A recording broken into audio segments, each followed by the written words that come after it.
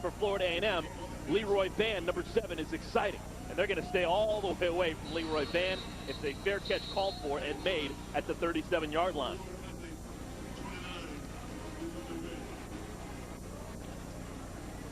So, Jay, this is the quarterback that we talked about just moments ago. We're going to see Curtis Pulley, number 11, starting in his first Florida Classic. And it's a different sight. You can talk about Louisville versus Kentucky and all that stuff, but Florida A&M Bethune-Cookman is just as big in terms of magnitude of that game. And Pulley's actually making his 3rd career start. Backed up at the beginning of the season, has earned the starting role. Been a fantastic player for the Rattlers. Philip Sylvester, the deep back behind Curtis Pulley. And they give it to Sylvester. First play of the game, and Sylvester breaks it into the secondary. Crosses the 50. And Sylvester finally pulled out of bounds at about the 33-yard line by Brendan Odom. But not before a big gain is made. We talk about Curtis Pulley being the go-to man. Philip Sylvester's a special talent as well. He was the Rookie of the Year last year in the MEAC Conference. He's averaging 4.4 yards a carry. What I really like about him, he's a home run hitter. He's got that big play potential. Every time he touches the football, he can take it to the house. 6 touchdowns on the season. And I like the agility shown early on. Florida A&M trying to control the line of scrimmage. Pick up a 32 yards on first down. Sylvester still in the game, but Pulley wants to throw it. Spits it out to Kevin Elliott. And the freshman wide receiver is gang tackled and finally brought down inbounds by Nick Mann. Take a look at Florida A&M's offensive line. This is the starting 5. Bunch of smart guys up front. Joe Taylor very happy with the way that they've progressed so far this season. The big guy is Javier Wallace. Backs and receivers. We told you about Curtis Pulley. You saw Philip Sylvester. We're going to see Michael Benson a bit as the fullback. Isaac West is a solid split end, and Kevin Elliott, they're really excited about him. Just a freshman, but he leads the team in both catches and yards gained. Pulley wants to throw for a 2nd straight play. Here's those legs you're talking about, Jay. Gets into the secondary, inside the 20, and finally down at the 19.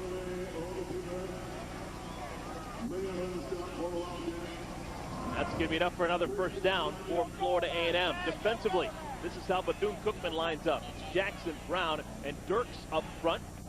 Linebacking core has been solid, if not spectacular, so far this year. Archie Smith, Brendan Odom, Cody Ryder is one of the linebackers, and they have twins at the quarterbacks, Antoine Cox and Antonio Cox, but their best player, no doubt about it, Travis Rowland, just 5'9", but a heck of a hitter. Sylvester, his 2nd carry. This one not nearly as fruitful as his first time. They have lost a yard. Brent Davis blew him up in the backfield. Early in the game, you can see the comparison. You saw Curtis Pulley have the ability to get on the edge and attack, challenge the defense. You saw Philip Sylvester with the opportunity to attack and penetrate. So the Bethune-Cookman defense, they really got their work cut out for them. They're facing a mobile quarterback, the most mobile quarterback in the Mid-Eastern Athletic Conference.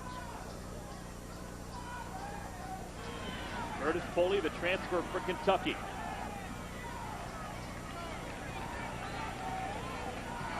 On 2nd and 11, wants to throw. Pass is a little bit too high and outside. Trying to get it to Elliott. It'll bring up a 3rd down and long. Really do like the game plan there for Bethune-Cookman. What do you have to do when you've got a quarterback that wants to run and throw? Crowd the line of scrimmage. Take away one of those options from him. First, force Curtis Pulley to throw the football. And the good thing for Bethune-Cookman, they're good enough in the secondary. With the Cox twins on the corner, they can man up and play man-to-man coverage against these Rattler defenders, which a lot of teams haven't had success doing. Love that outfit, Coach Wyatt.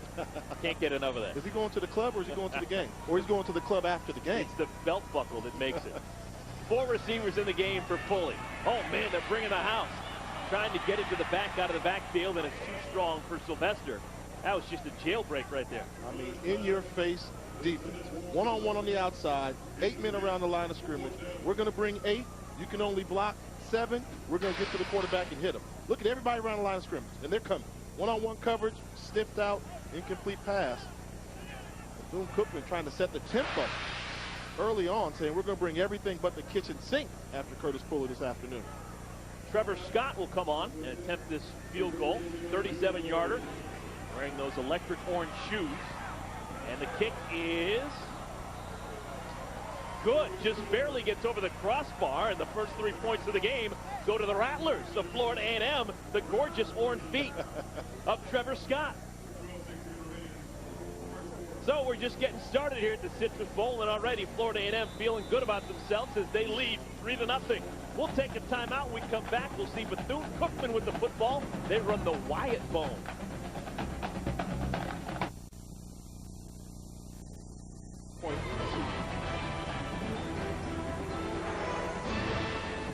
ESPN's College Football, brought to you by Miller High Life. Good honest beer at a tasty price. Now for Florida A&M, the Marching 100, their legendary band, something to toot their horn about. An opening drive, 42 yards in 2 minutes and 44 seconds, resulting in the first 3 points of the game. And folks, if you are a fan of the bands, a little extra special treat. We're not just going to show you snippets of the band at halftime. We're going to give you long rips of both bands at halftime, longer than you're probably accustomed to. So that's something to look forward to. And I'll say it, I'll create the controversy, but I said it. The two best bands in all of black college football performing here at halftime. What about the Sonic Boom of the South? I love them. I love them. But this year, you know, I've been on my little tour. The two best bands I've seen. A lot of people outside the state of Florida the Human Jukebox have never seen the Wildcat band. Okay. They don't leave the state very often.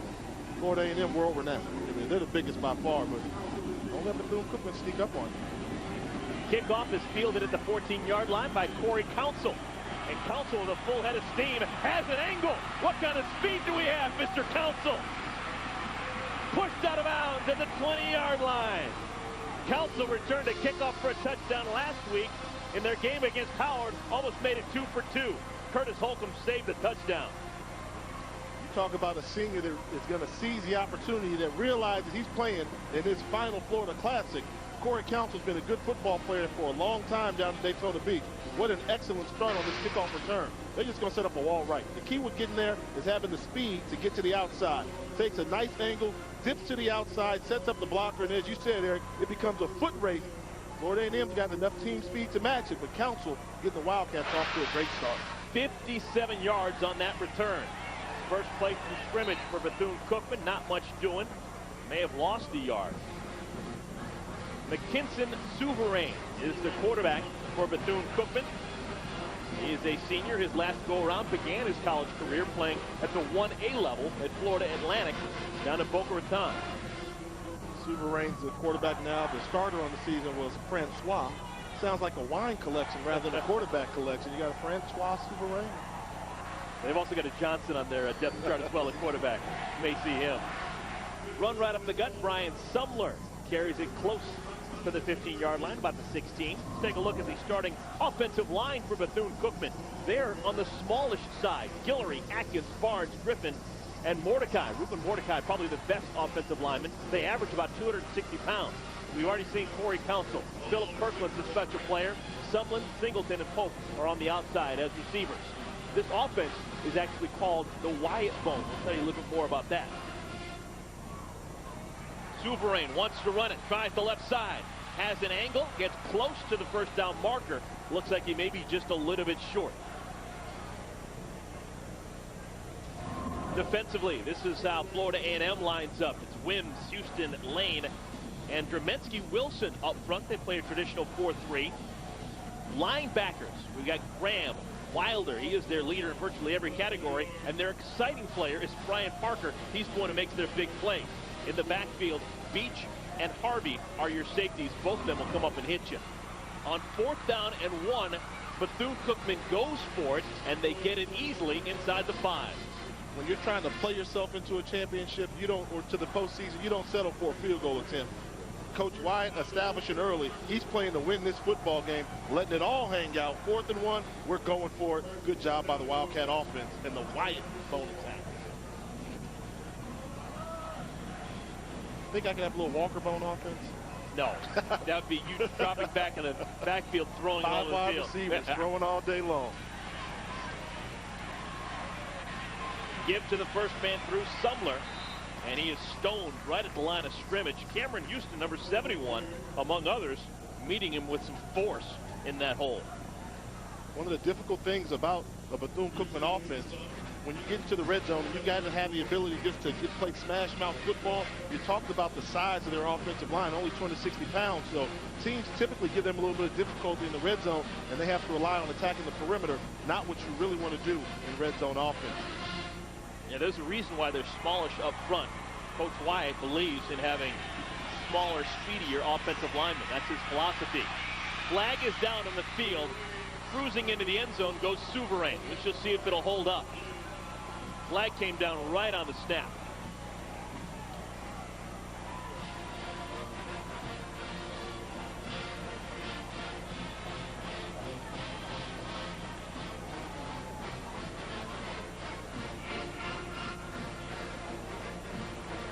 It's going to go against Bethune-Cookman. None too pleased is Coach Wyatt. Our referee for today's game is Fleming Williams. He's going to give us the call.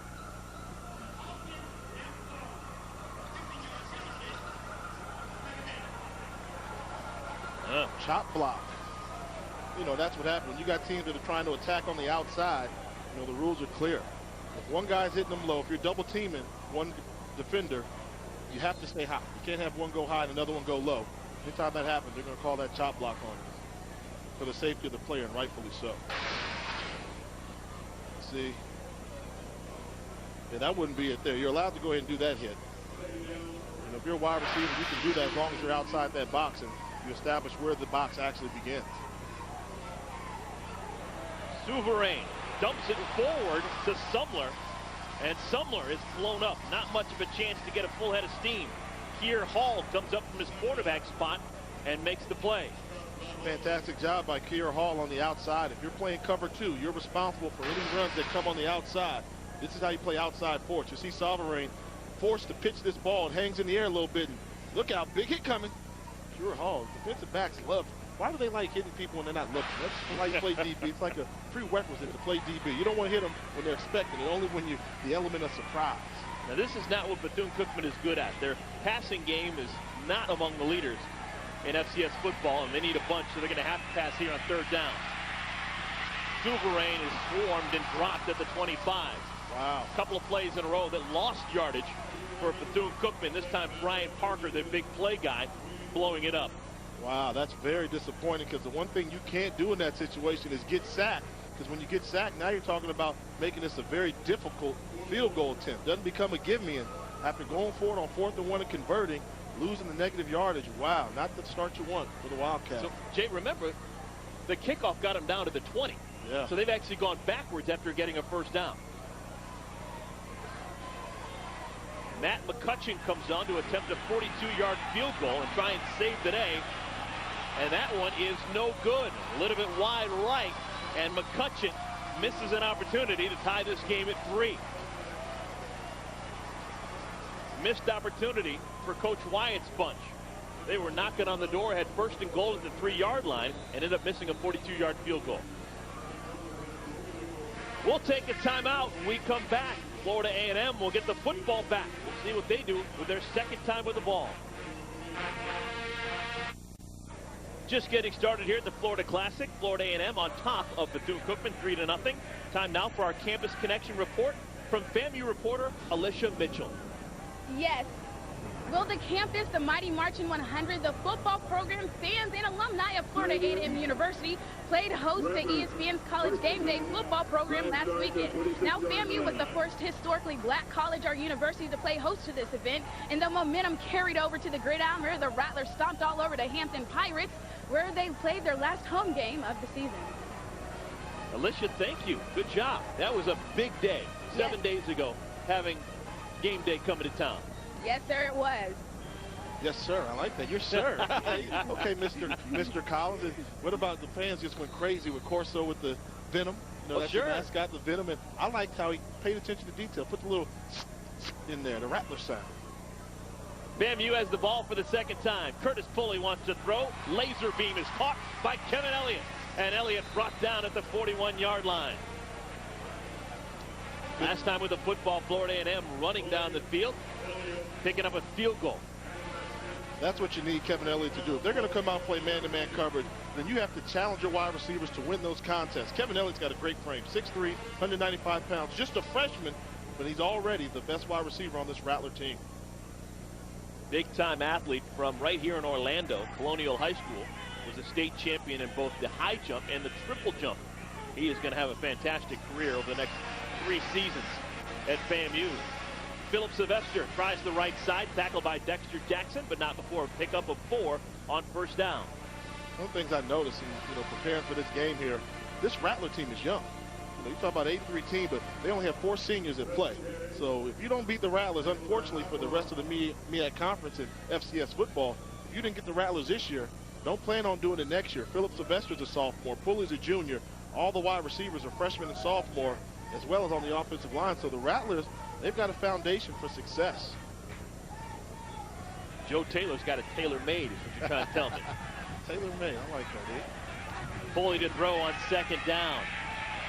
Pocket collapses and gets out and is dropped at the 45-yard line. A late flag comes in. They definitely have to call that holding on Travis Rowland deep in the secondary. He got caught in a mismatch and was getting beat. Decided to do the old takedown trick. This what gets me. What's the conference call about? The officials, you know who made the call. Give me the name and the number and the call, and let's move forward. A hold on the defense, number 35. 10-yard penalty. The yardage gain from the penalty. First down. There's Travis Rowland. You hear so much about him as a defensive back coming in and trying to get in the backfield. Sometimes in coverage he's exposed. And that's what makes him such a good football player, is the ability to play close to the line of scrimmage as well as play in the secondary. But every now and then when you're so aggressive trying to get to the quarterback, you get confused and you look into the backfield and the wide receiver's blown by you, so he had to actually pull him to slow him down. About halfway through quarter number 1. 6:20 remaining in the first quarter. Pulley tries the right side, fools everyone, makes a couple of guys miss. What kind of speed do you have? Down at the 5-yard line goes Pulley. Brent Davis saved a touchdown, but another huge gain for the Rattlers. 39 yards on the run by the junior quarterback. Bethune-Cookman's going to crowd the line of scrimmage. They're bringing everybody, so that means nobody's accounting for the quarterback. You make one guy miss on the outside, and then look at the athleticism. Pulley's got a great frame, 6'4", 210 pounds. He just muscles his way through that tackle and then turns on the jets on the outside. And look at him starting to accelerate.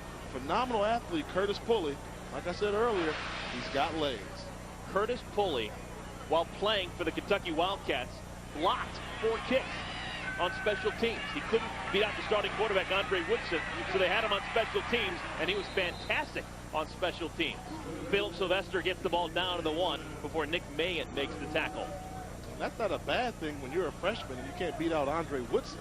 I mean, I don't know a lot of freshmen that could. Woodson went on and had a stellar career at Kentucky, was a finalist for the Unitas Award, so he's currently on the practice squad in the NFL. So, they had some quarterbacks there at Kentucky. Pulley 2 runs so far today, 52 yards for the junior from Hopkinsville, Kentucky. 2nd and goal. Sylvester will try it again, and this time Sylvester gets 6.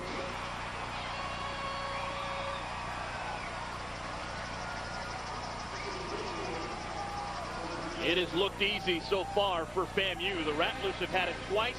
They've already got a field goal, and now they've got a touchdown. Looking for that extra point to make it a 10-0 lead. The defense held on the opposite side of the field as well. So right now, early in this contest, everything is going Florida A&M's way. Trevor Scott will come on and attempt to tack on the extra point.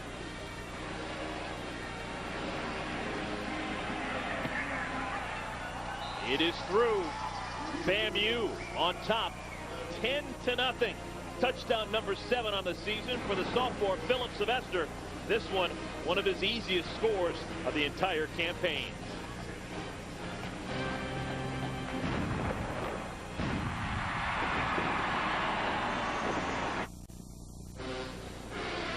.5 remaining first quarter. Florida A&M on top of Bethune-Cookman by a score of 10-0.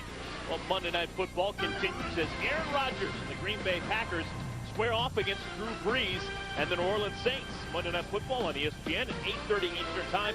Coverage begins at 7 Eastern with Monday Night Countdown delivered by UPS. All right, now the Wildcats have somebody that plays for the Green Bay Packers. Who is it? That would be Nick Collins. Pass your first test of the day. One of the safeties for the Packers.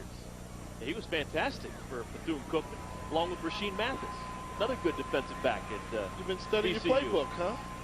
Certain things you just know. Jay, certain things you just know. And it helps when they go on and become impact players in the NFL as well. Florida A&M will kick it off for the second time to Bethune-Cookman. High, short kick. Corey Counsell has to field it on a hop. Last time he brought it all the way down to the 20. This time he's dropped at the 25. All right, Jay, I want to talk about this offense we're going to see from Bethune-Cookman, the Wyatt Bone. Tell me about it. Well, it's a mix. It depends on who you talk to. See, those people outside like to say, well, it's a mixture of a little bit of gumbo offense. You know, we got the backbone, the soup bone, text bone, all that other stuff. You like to say the broken bone on busted plays, but in the ham bone.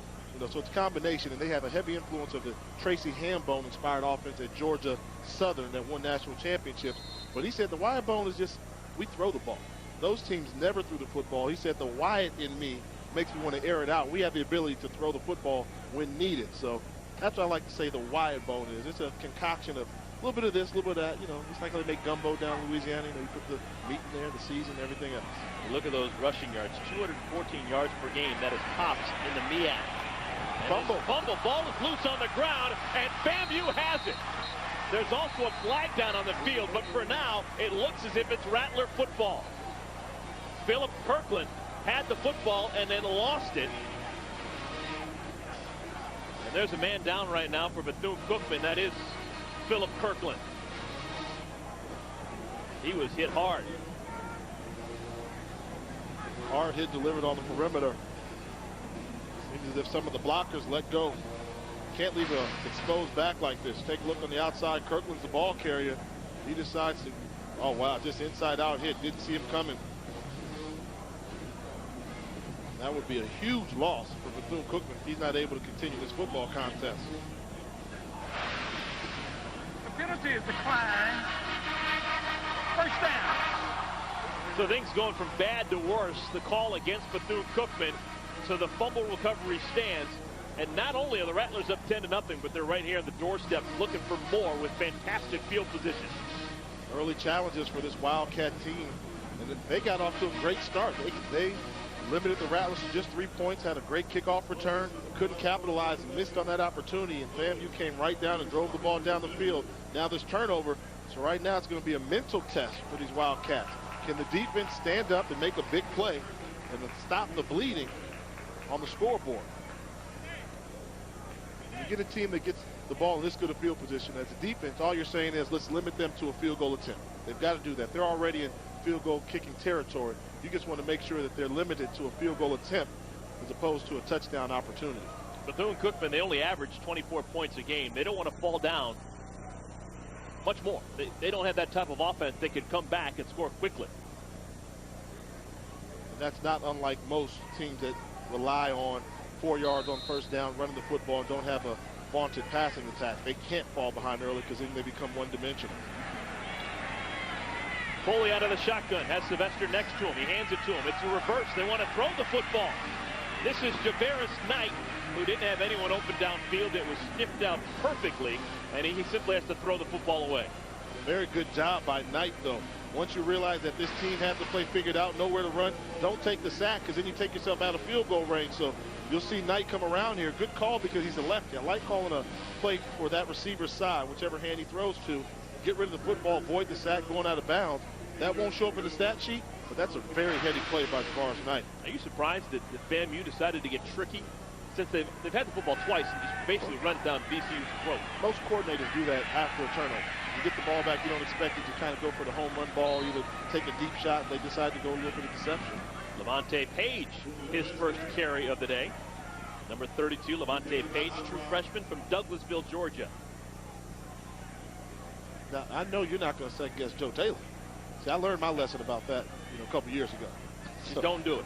Don't do it. Hey, that's why he's got over 200 career victories. I'm, as a coach, one of the all-time winningest active football coaches there. You don't second guess him. That's why we're in the booth, and we're undefeated. And he's won championships. Second down here. No, it's about third down and 4. Third down and 4. Florida A&M, they need to get the ball to the 17-yard line. Pulley wants the touchdown. Has a man wide open. Too strong for Isaac West. Oh, West. He didn't have anyone within 5 feet of him. Wow, you talk about it. West being wide open. Antoine Cox, one of the Cox twins in the secondary, was nowhere to be found. Missed opportunity for the touchdown. Take a look on the right side of your screen, one-on-one. You're going to fall for a little double move, stutter go. And Cox bit hook, line, and sinker. Put a little bit more air on that ball, Curtis Pulley. Let your wide receiver have a chance.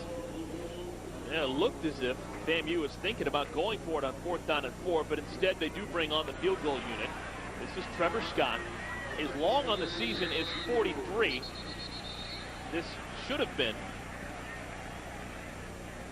about a 37-yarder, but it may be moved back. There's a penalty flag on the field. Stay on game. On the offense, 5-yard penalty. 4th down. Okay, we're going to see the leg here now of Trevor Scott. See what he's got. It was during that time when they were thinking about going for it, where they let the clock continue to tick. A little bit of indecision on the part of the coaching staff there. Now you got to put a little bit more leg into it. Now there's more confusion for FAMU, and Joe Taylor decides to call a timeout.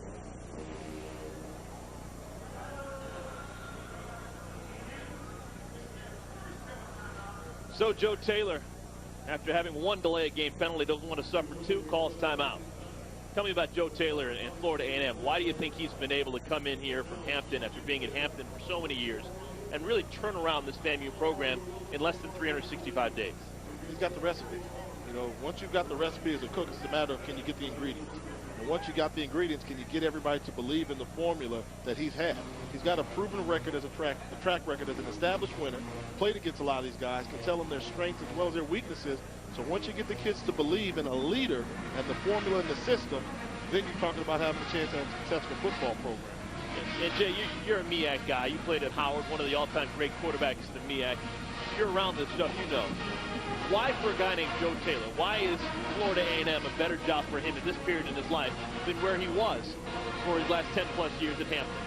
The tradition, the national recognition. Did a fantastic job at Hampton. You know, I respect Hampton, but Hampton's a student body where not too many people outside of Virginia know about Hampton. Florida A&M, world renowned. Probably one of the top 2 or 3 best jobs you can get in all of black college football. All right, now after that penalty in the timeout, FAMU's going to go for it. Joe Taylor decides to bring Curtis Pulley back out in the field, and they're going to go for it. 4th down and 9. Pulley wants a bunch again, throws into coverage, ball is tapped and incomplete. Looking for the redshirt freshman Kevin Elliott. Good defense played, and the football will go over on downs to BCU. Let me show you something here in this play that was very interesting. That probably won't show up, but you got to pay attention to it. That ball was up for grabs. It was a tip ball up for grabs. Look at the end of this. Now, once the defensive back touches the football, then you can pull down the wide receiver. Now, Elliott did a good job of getting back in this play. When the ball's tipped, watch the next guy come and drag him down. Otherwise, Elliott was going to get right back in that play and make the tackle, but you see him just push him out the way. Once the ball's tipped by a defensive back, then the wide receiver becomes fair game. You can push him out the way. Good job there by Cox. So Bethune-Cookman will take over the football. This is their 3rd possession, and another flag comes flying down. There was some confusion breaking that huddle. There's only 4 seconds remaining on the play clock. Things look disjointed for the Wildcats. Can't be a delay of game. Still says 4 seconds on the play clock. Prior to the illegal substitution of a timeout.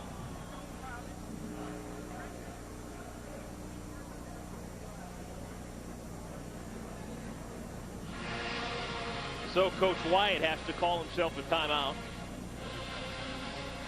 Well, while they have this timeout, we've got an opportunity to see what it's going to take to win this game. Let's look at the game plan here for Bethune-Cookman. Offensively, they got to run the wide ball. What I mean by that, they can't be one-dimensional. We know they like to run the football, but they've got to hit some passes. If they don't completely pass it today, they're going to lose. And on defense, have they been containing Pulley? No, not yet. Not at all. They've got to find an answer to Curtis Pulley. And what do I think you do? You make Curtis Pulley one-dimensional. You don't allow him to be the run-pass threat that he is. force him to be just a passer. And if that means you got to keep people close to the line of scrimmage, do that, but don't allow him just to run crazy. You can get dizzy just looking at that picture right there. A lot of movement going on, and when we talk about Curtis Pulley, what has he done so far today? Well, he's been able to run, get on the perimeter, attack, give you the run-pass option, show that he's a tremendous athlete running the football. They haven't challenged him to throw the football yet, but if you allow Curtis Pulley to run an open space like this, it's going to be a long day at the office for your defense. Curtis Pulley spent 2 seasons in Lexington, Kentucky, playing for his home state team, decided that he wanted a change in his future, and said, I'm going to head myself off to Florida A&M, played for the Rattlers for a couple of seasons, and he has been a real find in the MEAC so far this year. Souverain wants a bunch, throws it deep, and it was almost intercepted. That was right in the breadbasket, but dropped. Gregory Clark, the senior from Tampa, had himself a pick, but he couldn't hang on. Wow, that was a freebie. That was a Christmas present there. But I guess at the end of the day, that's why he plays defensive back and not wide receiver. Look at this. Souverain here just throwing this ball really up for grabs. Not a good read. You've got 2 Rattler defenders with a better chance at making this play than any Bethune-Cookman wide receiver there. And Clark had it. It was right there. I think he started looking for running room rather than make the catch first, run second. 4 receivers in the game for Bethune-Cookman. Souverain wants to throw for the 2nd consecutive down, and he's not going to be able to get the pass off. It's going to be a sack, a loss of about 1. Dremensky Wilson, the junior from Lake City, Florida, number 92, credited with that sack. Bethune-Cookman has to be very careful right now not to let this game get away from him. I mean, you're only down 10-0, and the Bethune offense coming out throwing on 1st and 2nd down is not the type of offensive game plan you have to have. You've got to have the ability to continue to get first downs one at a time, stop the bleed, as we talked about earlier. And right now, the offense doesn't seem as if they're getting it done. Coming up on the 3-minute mark of the first quarter, and we have a new quarterback in the game for Bethune-Cookman. Number 13, Matt Johnson, will take the snap. He's the better thrower of their quarterbacks. And that pass is dropped over the middle, trying to get it to Jeff Pope. He just couldn't hang on. I don't think he would have had enough for the first down. He had a long way to go and a couple of defenders around him, but the drop is going to make sure he doesn't get the first down. Yeah, you got to catch that football. You talk about Matthew Johnson. He's the best passer on this Wildcat roster, 67% passer, 3 touchdowns, 0 INTs. So if they get down much more, look for Johnson to become a more key part of this offensive game plan. And now this should be interesting. Let's see if they kick the football to Leroy Van. I would. Leroy Van with 5 kick returns for touchdowns this year for FAMU. And that ball is going to bounce and be down at about the 35-yard line. So Bethune-Cookman wants nothing to do with Leroy Van. Can't blame him. Leroy Van's an explosive return man, whether it's on kick return or punt return. And he's also a pretty good nickel back, too. He doesn't get a lot of credit for that, but he's that nickel defensive back. He's a playmaker anytime he's on the field. So FAMU will have the football once again. They have had 3 significant drives already in this first quarter, cashing in with a field goal, a touchdown, and once being stopped on downs at about the 25-yard line. Pulley steps out of the pocket. And Pulley loses the football out of bounds. It'll stay with the Rattlers. Josh Smiley jumped on his back and forced the fumble, but no harm done. I like what they're doing now. They've made a subtle adjustment that you really won't notice, but they've kept an extra guy to spy Curtis Pulley. Now, I don't know if that guy, that inside backer, is going to be enough of an athlete to keep up with Pulley, but by doing so, you're forcing Curtis Pulley to try and throw the football as opposed to giving him the option to keep on running. 2:46 remaining, first quarter. Just getting started. This is the 29th running of the Florida Classic here in Orlando. Game has been played at the Citrus Bowl since 1997. Before that, it was played on a neutral field in Tampa. FAMU calls timeout, their 2nd timeout of the first half. FAMU's already got a 10-0 lead, but let's see what they're going to have to do in order to continue to win this football game on offense. Big wide receivers got to make plays. talk about their big wide receivers a little bit later on, but they're huge. On the defensive side of the football, they got to play homework football. What do I mean by that, Eric Collins? Assignment football. You're taking on an option team that likes to give you a lot of misdirection. You can't trust your eyes. You got to trust your assignment. So you got to study your homework, do your game plan, and execute and play as a team unit. I like to call it good old-fashioned homework football. You know, plus I went to Howard, America's black college, academic institution. We do our homework. That's what you say when your team, when your alma mater's not winning a bunch of games. We're an academic institution. That's always have been. In case you're wondering, this year in the MEAC, Howard, your alma mater, currently 0-7 in MEAC play, 1-9 overall. But we're an academic institution. Losing streak currently at 6 straight. Academic institution. All the kids are in the library, huh? We're studying. Too much time in the library, not enough in the practice field. Leaders. You know, we're talking about the school of Toni Morrison, Felicia Rashad, Debbie Allen, Andrew Young, and the list goes on and on. You know about Howard. Thurgood Marshall. 2nd and 6 on the field.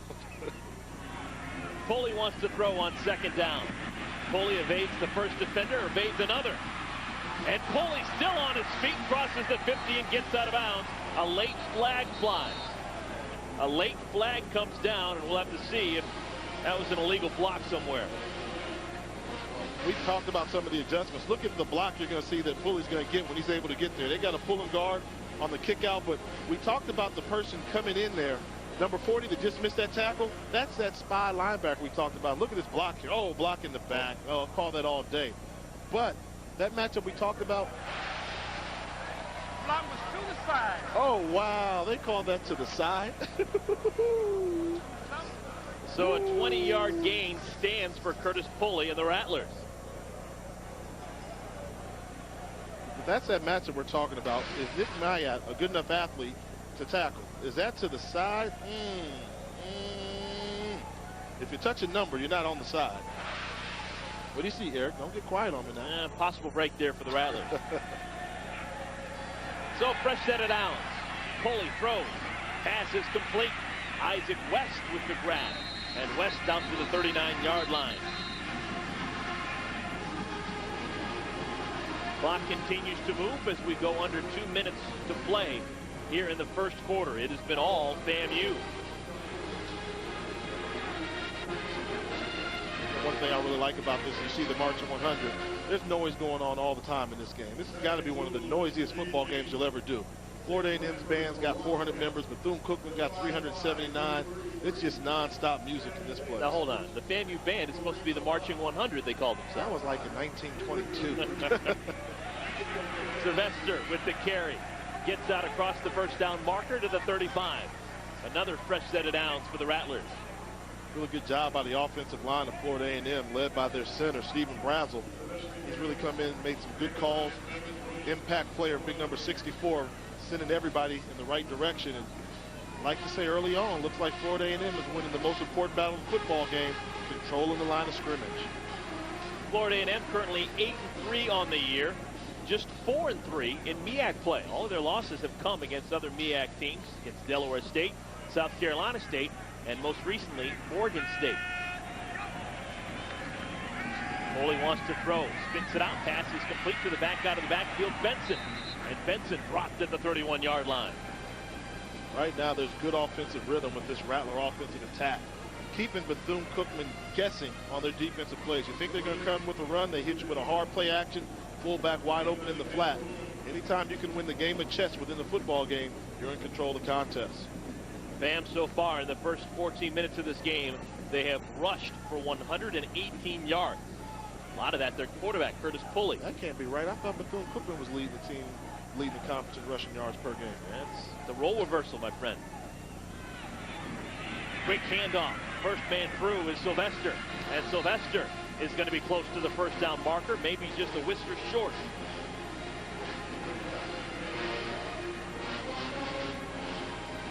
And it looks like he is just a little bit short, so it's going to bring up a 3rd down and 1. The numbers for Pulley, 4 rushes, 71 yards. That's your quarterback. He's also got that dynamic right arm. Daytona, we have a problem. Can't figure out how to keep Curtis Pulley in the pocket. Better get some answers soon. Pulley keeps it himself and dives across the first down marker. That'll be another first down. for the Rattlers, and that may be the final play of the first quarter. Clock is currently stopped with 10 seconds to play here in the first quarter, but it'll start again once the chains are moved.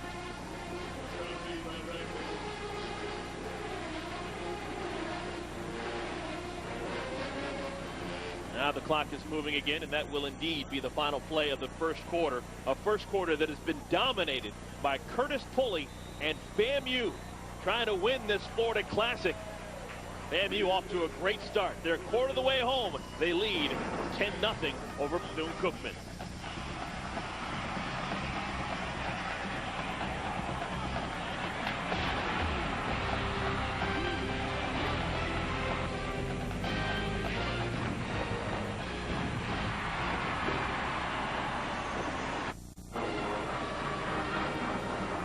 So far through a quarter of play in the Florida Classic, Florida A&M on top of Bethune-Cookman 10-0. Well, time now for another Campus Connection report. This time from Bethune-Cookman, it's Reggie Cheriscat. Thanks, guys. Well, a name is special in its own way. Bethune-Cookman is no different. Well, we all know Bethune came from its founder, Mary McLeod Bethune. But the name Cookman came from a man who had an all-boys school, came down from Jacksonville, merged his school with Mary McLeod, which formed the great Bethune-Cookman University, who puts us above all the rest. Back to you guys. Thank you, Reggie. All right, get some information. Did you know that? I did not know that. I bet you Reggie probably didn't even remember when it was good old-fashioned Bethune-Cookman College. Now they're a university. Mary McLeod Bethune, combining with the Reverend Alfred Cookman, Methodist minister, Bethune-Cookman University. Philip Sylvester had a full head of steam, and he's quickly brought down after a pickup of 2, maybe 3. Travis Rowland, man, we talked about earlier today, number 35, with a strong open field tackle. That's what they need Travis Rowland to do. Anytime Pulley or Sylvester runs the football, Travis Rowland has to be around there to make that tackle. Just getting started here in the second quarter. First quarter was dominated by Florida A&M. Picked up 8 first downs in the first quarter, just 1 for Bethune-Cookman. Pulley out of the shotgun, keeps it himself. And Pulley with a crease. Pulley into the end zone. Touchdown, Florida A&M. There's some good football players on this field, but is there any question who the best athlete on the field is? Curtis Pulley. Curtis Pulley by far. Tremendous talent. He's got a great ability to run the football and a good arm as well. But right now, until they take away the run from you, keep on running. And just like that, Florida A&M up 16-0. Trevor Scott a chance to make it a 17-zip game. And Scott has been perfect so far this afternoon. It has been all Florida A&M. Curtis Pulley with a touchdown, an electric run, a designed quarterback run, and Pulley breaks a couple of tackles and makes it a very impressive 17-point lead for FAMU.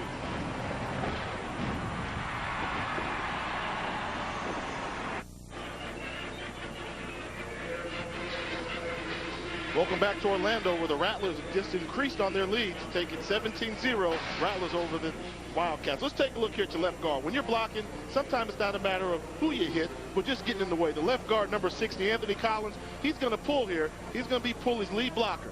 He's going to hit absolutely nobody. But the key, he got in the way, cleared the lane, get behind that train, that locomotive, and nobody hit you. Touchdown, Rattlers. Pulley now with 95 rushing yards after that 21-yard touchdown scamper. We'll give credit to my man Collins, though. It's hard to get, 6'3", 355 pounds around there. He wasn't expecting, he didn't sign up to run 20 yards. He signed up for 5 or 10 yards. Maybe he didn't hit anyone because no one wanted to be hit by him. They all got out of the way. Exactly. Another kickoff. Trevor Scott kicks it deep. This is Corey Council on the return. And Council spun down at about the 27-yard line. Now it is almost desperate times for Bethune-Cookman trying to get something going offensively. Nothing further could be further from the truth. So when you say desperate, that means you got to start throwing the football.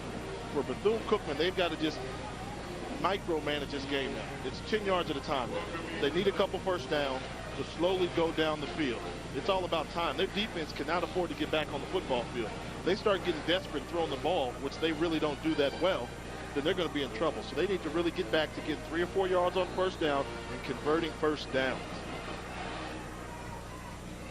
McKinson Souverain is the quarterback. He was replaced briefly last time Bethune-Cookman had the football. Matt Johnson came in for an obvious passing situation, but Souverain back in under center.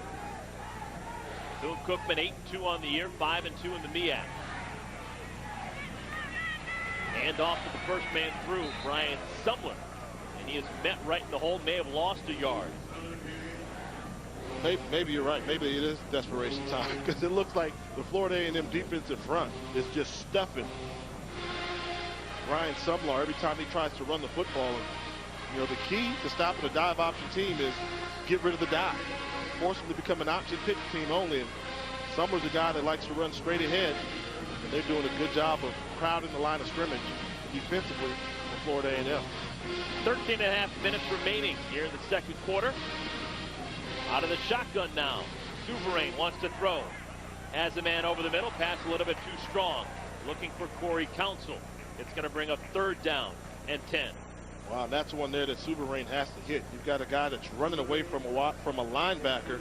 Council, your go-to guy, big play receiver. You hit him in stride. He could have gotten big yardage on that play, but sometimes it's painful to watch option teams try and execute passing attacks. There are 119 teams at the FCS level. Bethune-Cookman ranks 116th out of 119 teams in terms of passing offense, averaging just 97 yards per game. So Matt Johnson, their backup quarterback, comes in, and he throws an interception. Ball is tipped in the air and picked off by Keir Hall. Second turnover of the game. Bethune-Cookman just handing it over to FAMU. Well, talk about guys that like to be all over the field. We talked about it earlier. Leroy Van's a good little playmaker at that nickelback position. Ball's tipped up, and look at Leroy Van. Johnny on the spot. He's just a guy that knows how to find footballs. He's a good football player. And wow, you talk about desperation. It's desperate times for the Bethune-Cookman Wildcats right now. So Van, with the interception, gives fantastic field position to the Rattlers. Ball at the 26-yard line. Foley hands it off to Sylvester, and Sylvester churns forward for 7 yards. Trying to establish the running game there. Joe Taylor still getting disciplined, still has a discipline, not getting caught up in the moment. But wow, you talk about a tough start with so much riding.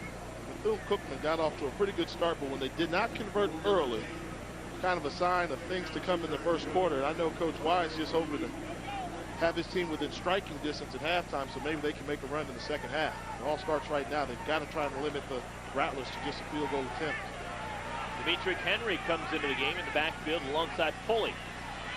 They give it to him, and Henry probing the outside. Gets out to about the 18-yard line. It's going to be a little bit short of the first down marker. And in case you're just joining us, folks, it hasn't all been Florida A&M. In the first quarter, FAMU got up to a 3-0 lead, but Bethune-Cookman came right back down. They got a great kickoff return down to the 20. They actually put the ball into the end zone, but a penalty, an illegal block, pushed them all the way back to the 20-yard line, and they ended up missing a field goal attempt. They were actually were in the end zone. They were going to take the lead. They had a 1st and goal opportunity. Penalty, sack, no points, missed field goal. Game, set, match in the first quarter. Big 3rd down here. Henry, his 2nd straight carry. And Henry looks like he's got enough for the first down. That's just the 2nd. Oh, it is a first down. It's more the same. Good push up front by the Florida A&M offensive line. And that's been the most impressive thing. We know about Curtis Poole. He's a star. He does what stars do. But the offensive line is really just pushing the smaller Wildcat defensive line around, and that's what you want the bigger team to do. You want them to play big.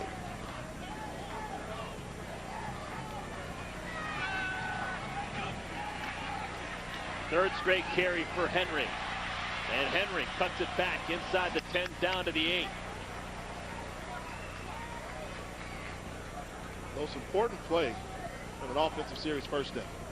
Offensive coordinators just make a living off of getting positive yardage on first down. And look at the lead block here by Michael Benson, number 43, sealing the outside, just being a pest all in the chest of Travis Rowland, allowing running room for Demetric Henry and picking up 8 yards. I thought it would have been Bethune-Cookman having so much positive yardage on first down. Joe Taylor enjoying this Florida Classic thing. First-year head coach for Florida A&M with a big early lead against rival Bethune-Cookman. Henry brought down by the linebacker Nick Mann. We'll have to see where his forward progress took him. Maybe enough for another first down. I will say this, like our colleague Lee Corso says, not so fast. These Florida boys from Bethune-Cookman are tough. And I've seen many teams get out to early leads. And in this Classic, it always comes down to the fourth quarter. It always does. And you never know. It's very important right now for Florida A&M to try and establish a lead of at least 3 touchdowns compared to just having a 3-touchdown margin of victory. 3rd down and a half yards. Sylvester into the game, and Sylvester into the end zone.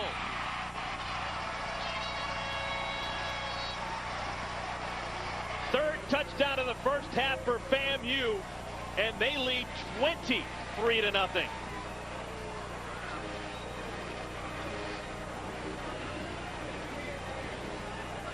Well, down in Tallahassee, you know what they say Rattlers do? They strike, strike, and strike again, and that's what the Rattlers have been doing. Every opportunity they get to put points on the board, they've done a fantastic job. Philip Sylvester bouncing it to the outside, putting points on the board. What an impressive performance by those Rattlers. And a whistle blows before the extra point. Not exactly sure if a timeout was called or if they're reviewing that. We talked about both teams have playoff hopes. Now for Florida A&M, it's going to be very tough to get in with 3 losses. But if you look at their complete body of work, they managed to go 9-3. There going to be a couple teams that will get to the postseason with 9-3 records. I'm pretty sure of that. Florida A&M's got a good case. And we'll talk more about that when we come back. Florida A&M on top of Bethune-Cookman, 23-0.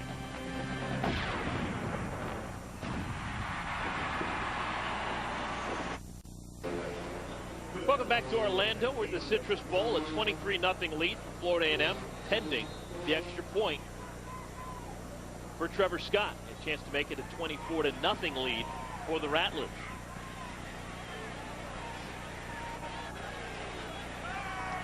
And Scott remains perfect on the day, 24-0. And let's get back to what we were talking about before the break. Florida A&M, they're not going to win the MEAC this year. That's a done deal. South Carolina State, the Bulldogs, have already salted that one away.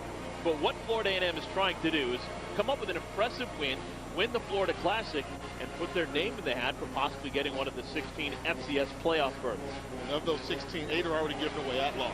MEAC Conference automatic bid went to South Carolina State. So what they're trying to do is say, hey, we've got some quality wins. Impressive. They went on the road, knocked off Southern University in Baton Rouge. Big shootout game there. Southern's got a chance to be the winner of the SWAC conference still. Then they've also went on the road again in Atlanta, neutral site game, knocked off Tennessee State. Tennessee State was ranked as high as number 15 in the country. When FAMU knocked them off, they're still ranked in the top 20.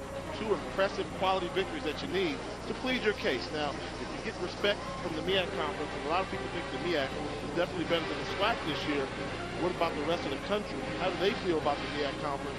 We've had some teams that have had some success before, and I also think history rings a bell. Florida A&M has been, within the past 15 years, the only black college team to win a game in postseason play. They actually advanced as far as the semifinals one year. So if they put together a 9-3 record, if they're fortunate enough to win, with those quality wins, coming in second place in the MEAC conference, the MEAC has every right to demand that their second place team get to the postseason. Take a look at the FCS poll, the Sports Network FCS college football poll. Florida A&M nor Bethune-Cookman are currently ranked in the top 25. They both are receiving votes, but they're not in the top 25. Ball comes loose, and Florida A&M's got the football again. Corey Council lost it, and FAMU, they are just doing everything right now. When it rains, it pours. Gregory Clark jumped on the football, number 18 for the Rattlers. There's a downpour going on at Daytona Beach. We need to check the forecast and make sure it's not going to make its way inland here to Orlando, but they just can't do anything right there. Corey Counsell, one of their go-to guys. We saw him drop a football earlier. You got to switch that ball. You got to move that ball or cover it with 2 hands. Great special teams play by Florida A&M. This is a good football team, man. You know, one thing, they're beating up on a really good football team, and that just kind of furthers the case that they really deserve an opportunity to advance in the postseason. This team is playing some good football at the right time of the year. Final regular season game for both Florida A&M and Bethune-Cookman. Sylvester with the carry on first down. Pickup of a couple. Dexter Jackson rides him down to the ground. And Florida A&M, they have 3 losses on the year, all 3 of them coming in conference. Losing games against Delaware State earlier in the season, that was an OT loss. Losing against South Carolina State by just 7 points, no shame in that. And losing against Morgan State by 3. That game coming back the first day of November. That was the most recent loss. And that one hurts there, too. But one thing about Morgan State, they've got a good defense. Sylvester with another carry. And a flag comes down. And Sylvester goes down at the 20. And it may be that Morgan State loss, which is going to be the Achilles heel. That one there, they were rolling. You lose 13-10 at home. Because the Delaware State loss early in the year, Delaware State was ranked in the top 25 at that point. Second game of the year. Holding on the offense, number 75, 10-yard penalty, second down. One of the few mistakes so far today for Curtis Pulley's FAMU team. You know, what I thought was interesting as well, you talked about the top 25 rankings. See, it all comes down to spots. Now, the CAA is trying to get 4 teams. They're trying to get 4 teams from one conference. Colonial Athletic Association. Colonial Athletic Association. I don't know if you get 4. I think they get 3. They've got some good ones, but you've got to spread it out a little bit. You got James Madison from the Colonial, Villanova, Richmond. Curtis Pulley wants to throw into the end zone, into coverage, and it is indeed picked off. Antoine Cox, his 3rd interception of the season, and that's really the only thing positive that Bethune-Cookman has done in a while. They get the interception, then it's going to take Florida A&M off the field. And Pulley is such a good athlete. He tried to get away with the no-no, and the ball was a low snap, so he took his eyes off the defensive coverage and threw this ball just up for grabs. And good job by Antoine Cox making the catch and the interception. And that's just one where you just threw it up for grabs. And Cox is fortunate that the wide receiver didn't come back into that play and make the play and get it out of his hands. Kevin Elliott, high jump guy, almost tipped that ball there, but maybe, just maybe, that's the jump start that this Bethune-Cookman offense needs. Defense making a play, what can you do? 8:43 remaining in the first half. Alvin B. Wyatt Sr. has never had much success against Florida A&M, trying to stem the tide. VCU on first down, they run the football. Sumler out to the 23-yard line. Bethune-Cookman, they did win last year in this Florida Classic. They won going away, 34-7, the final score. Final game of Reuben Carter's stint at Florida A&M, and give credit to Reuben Carter. When you talk to Joe Taylor, he said he didn't leave me an empty cup. He set up something where we can have a foundation of athletic talent. Taylor's just been the beneficiary of some good players being recruited here by Reuben Carter, and Taylor seems as if he's taking this program to the next level. Play clock down to 5. Souverain gets it off. Keeps it himself and it's dropped. It's going to be a loss of about 3 yards. That play was just blown up from the start. You talk about a defensive line that's getting it done. The interior tackles for Florida A&M. Demetrius Lane and Cameron Houston. We talk about if you're going to stop a triple option, you got to stop the dive first. Well, they're tackling the dive man as well as the quarterback. They're just swallowing up the middle of the field, and they're really just saying, if you're going to run the football, you're going to have to attack the perimeter. Ken Washington and Lane, they're not letting anything be run right up the gut of the defense. This is not what Bethune-Cookman wants. 3rd down and 10. Souverain, pass sails high, incomplete. The punt team will have to come on. Looking for Joe Singleton, but nobody home. They just cannot get this Wyatt bone off to a good start. Coach Wyatt's just having one of those days. So he's the offensive coordinator. He calls the play. He's the architect. The wide bone is Alvin Wyatt.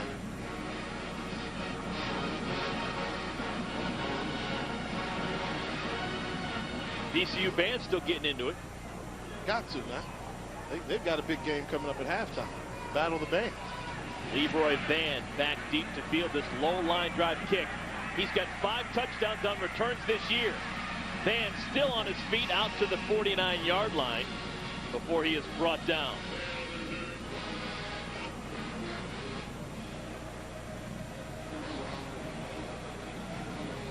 So FAMU will have the football again. Fantastic field position. This is just a snippet of what you'll see at halftime. Timeout in the field. We'll be back in a moment.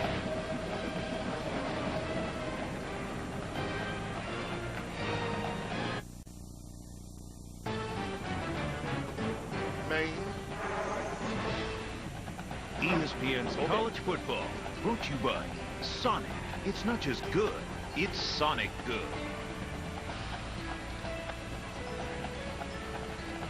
This was last night. We're not even talking game day. This was last night, the Battle of the Bands.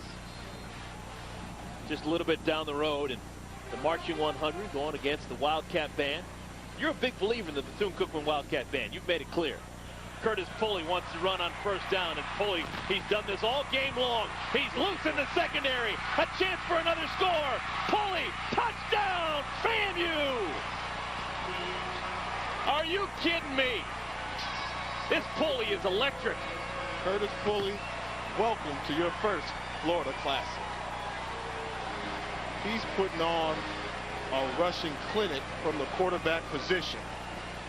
You think Hal Mummy's not wishing he could have a little bit of that going on right now in Lexington? How'd you let him Brooks go? even. Rich Brooks. Wow. Curtis Pulley, the transfer from the University of Kentucky, has scored 2 touchdowns with his legs, both of them dynamic runs. A 21-yarder and this a 52-yarder. Trevor Scott's extra point is true. It's now a 31-0 lead for the Rattlers. 7 rushes so far today for Curtis Pulley, 146 yards. We still have 6:51 remaining in the first half.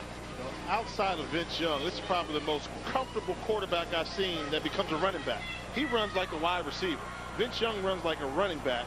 Pulley runs like a wide receiver. He looks for open space, can get out there, create, stiff arms, got the speed, the ability just to feel comfortable once he crosses the line of scrimmage, and he's got an extra gift. Long stride. Look at him. Look at the vision. I mean, he's got quarterback vision with wide receiver skill set.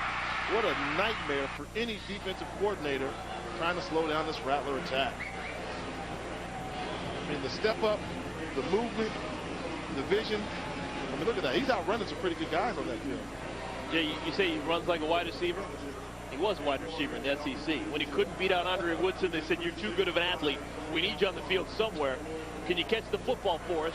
And he did. His sophomore year, he had 21 receptions for the Kentucky Wildcats in SEC play. And you know how that happens a lot of times. Like, the coach will be watching the game, and he'll just look over the sideline and say, what are you doing sitting here next to me?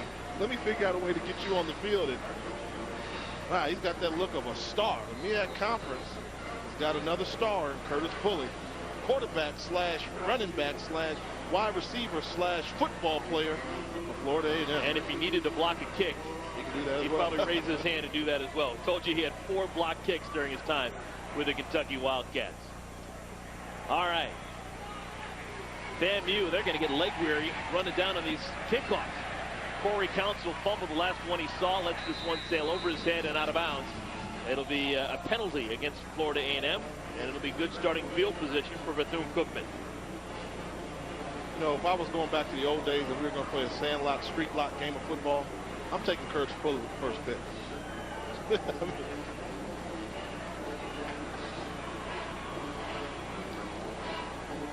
All right, realistically, Jay, you've been around this conference for a while. You know what makes Bethune-Cookman tick. What can they possibly do down 31-0 with 6 minutes of change remaining in the first half? They can score now, and then they've got some ball hawks on the defensive secondary, create a turnover, pick off a pass. But the problem they have with that is they have not yet forced Joe Taylor and staff to throw the football. So as long as the Rattlers don't have to throw the football, Bethune-Cookman really doesn't have a chance. So I didn't think there was an option of declining the penalty. The ball goes out of bounds. You automatically take the football at the 40. But Bethune-Cookman, I'm assuming they declined the penalty. They're going to make Banu kick it off again.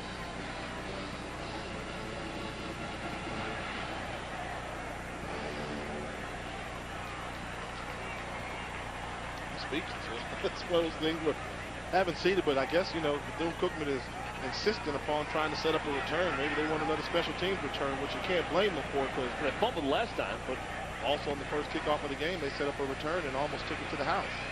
Now, and this one goes out of bounds as well, and the flag will fly.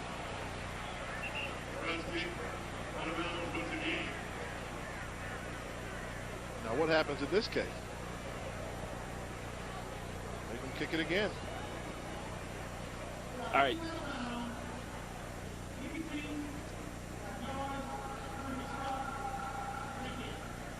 They're going to re-kick it again. Moving back another 5. All right, Jay. Now, Trevor Scott cannot keep it in play. You're up 31-0. How about you let him return the football?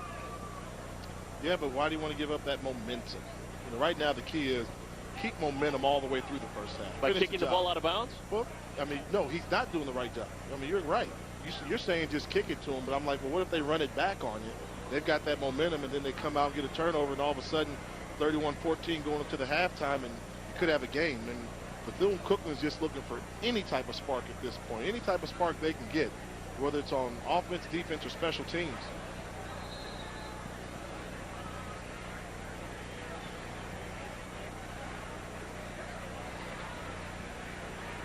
So now the kickoff will come from the 20-yard line.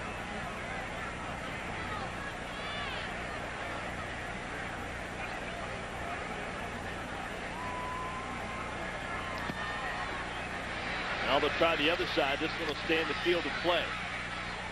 Council. And this is the return that they wanted. Council crosses the 50 and gets out to the 43-yard line. That's why we're in the booth and Coach White's down there on the field. Why settle for getting the ball on your own 40 when you can get the ball on your opponent's 43-yard line? All right. There's a method to the madness. He's been around a while. 85 wins in 12 years. You're right. He's figured it out. Congratulations, Coach White. This season became the winningest football coach in Bethune-Cookman football history. So the Wyatt bone may have flown out the window. We're going to have Matt Johnson come in as quarterback for the Wildcats. He is more of a thrower than McKinson Souverain.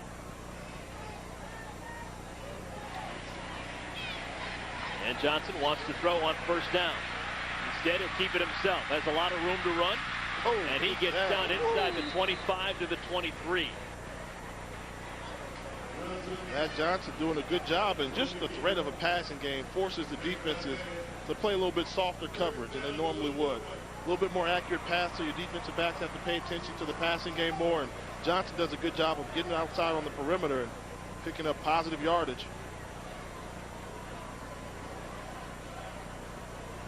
Johnson, just a junior from Fort Lauderdale, 5'11", 180 pounds. Going for 3 touchdowns on the year, has not been picked off.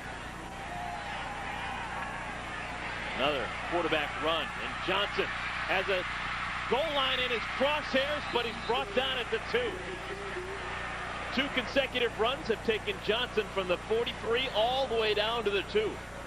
And Johnson looking like Curtis Poley right now. Yeah, he's showing, hey, you're not the only guy that can run.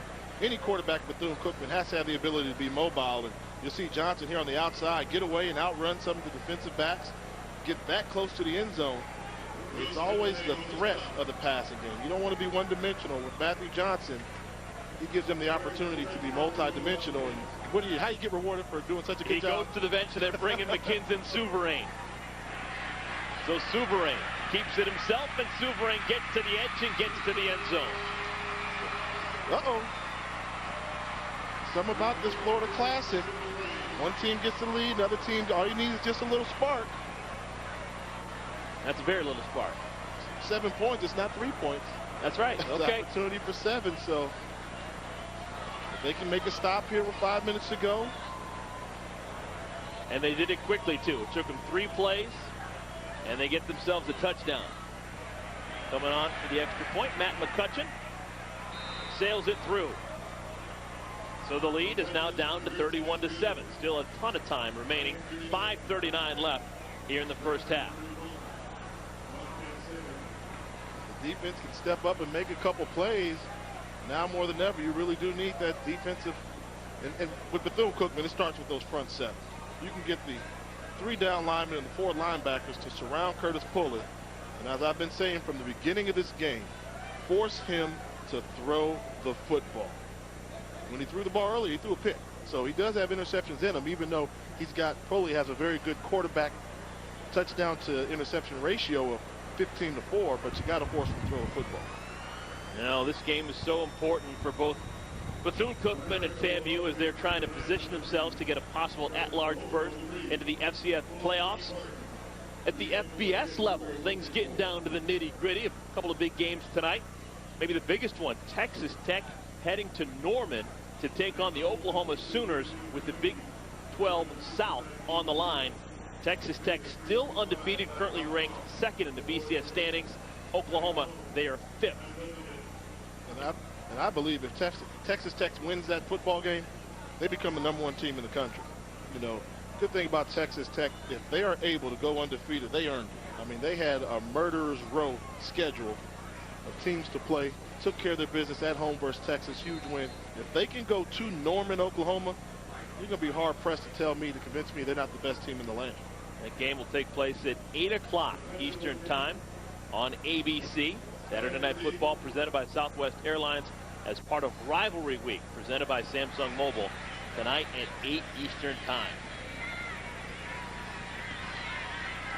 They kick it off. And that's going to be a low bouncer that Leroy Van has to pick up on a hop. And Van stays on his feet and gets out to the 25.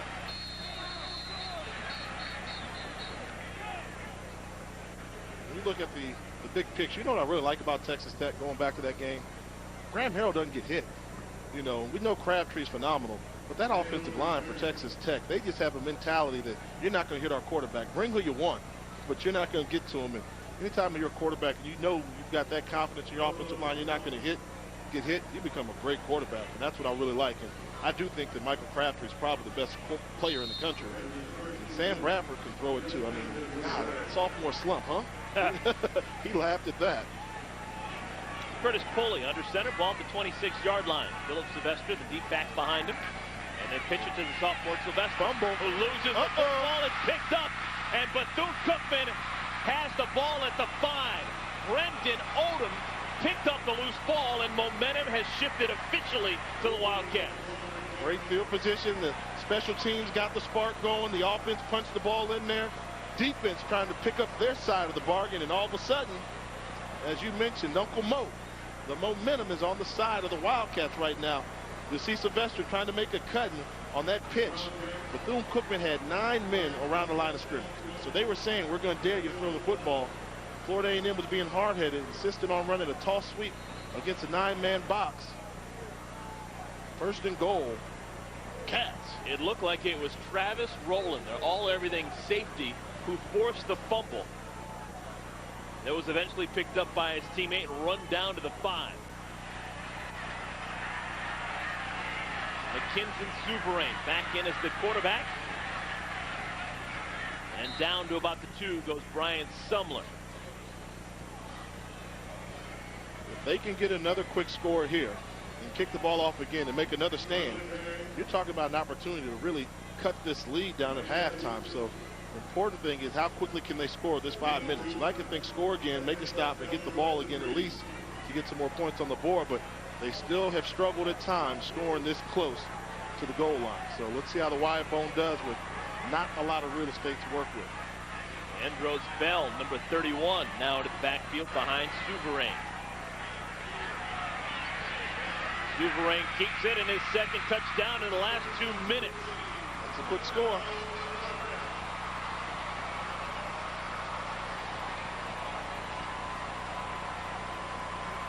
Uh-oh. I told you these boys from Daytona Beach wouldn't quit now. They're from Florida. They take on the personality of their coach. You're not going to shine them. You're not going to show them up.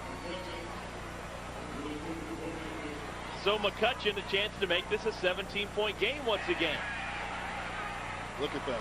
And it's off the mark, wide right. So instead of being a 17-point game, it is an 18-point deficit for Coach Wyatt and his Wildcats of Bethune-Cookman. Take a look here how they got this last touchdown. 9 men in the box trying to run a toss sweep into it. Not going to work. Gets hit. Bethune-Cookman defender comes up running the football. That's Brandon Odom, and then punch it in there with your quarterback. McKenzie Souverain punches in for the score. So Bethune-Cookman did a good job of getting back in this football contest with, and I hate to say this, but with 4 minutes and 40 seconds, plenty of time left in the first half. That's the one thing about, when you do these games, and it doesn't take much. It just takes a spark. For a while there, that whole sideline was just quiet as can be. Then all of a sudden they score. Then the band starts playing a little bit of music. And then people start getting a little swagger with the band. Then you get a good hit on special teams. And then you get the fumble. And all of a sudden, that sideline act like they were winning the football game. And the Florida A&M fans got complacent over here on this side of the field. There's been a couple of careless plays for Florida A&M here in the second quarter. Remember just that really the one mistake that Curtis Pulley has made so far today. Threw it to no one in particular in the back of the end zone. It was picked off by Cox. They were in prime scoring position, gave the ball away unnecessarily, and Al Sylvester, their sophomore tailback, really lost the football without much of a hit. Yeah, and it's a matter of where they had those turnovers. Pulley's interception was in the end zone, so that's points off the board, and Sylvester's fumble was backed up in your own territory. So when you make the turnover there, you got to assume the team's automatically going to score. So that's a big swing of difference compared to making those turnovers in the middle of the field between the 40 and the 40. Kickoff, Leroy Van on the return, starts at the 17. And Van, bye-bye! Look at that Van go! 6th return touchdown of the season for Leroy Van.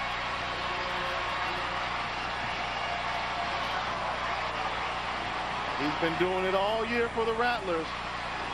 Definitely one of the best return men in all of college football. And as history will show, he's having one of the best seasons ever by a return man any school in the country.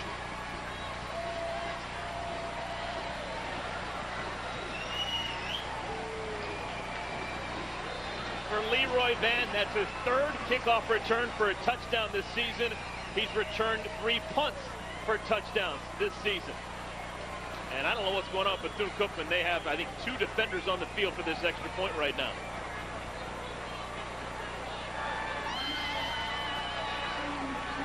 And Bethune-Cookman has to call a timeout so they can defend the extra point.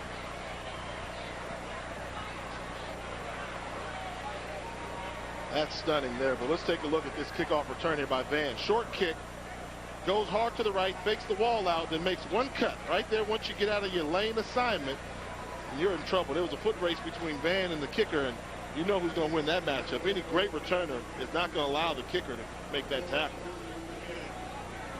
With that return, Van has now set an FCS record for the most kick return yards in a season.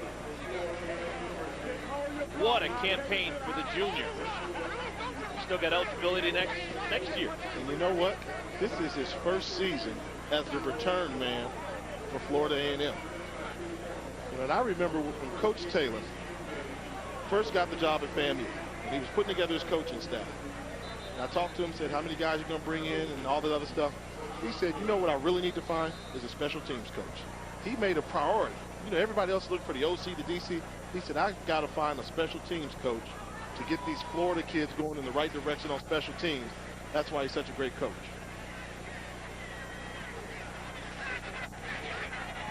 Extra point is good.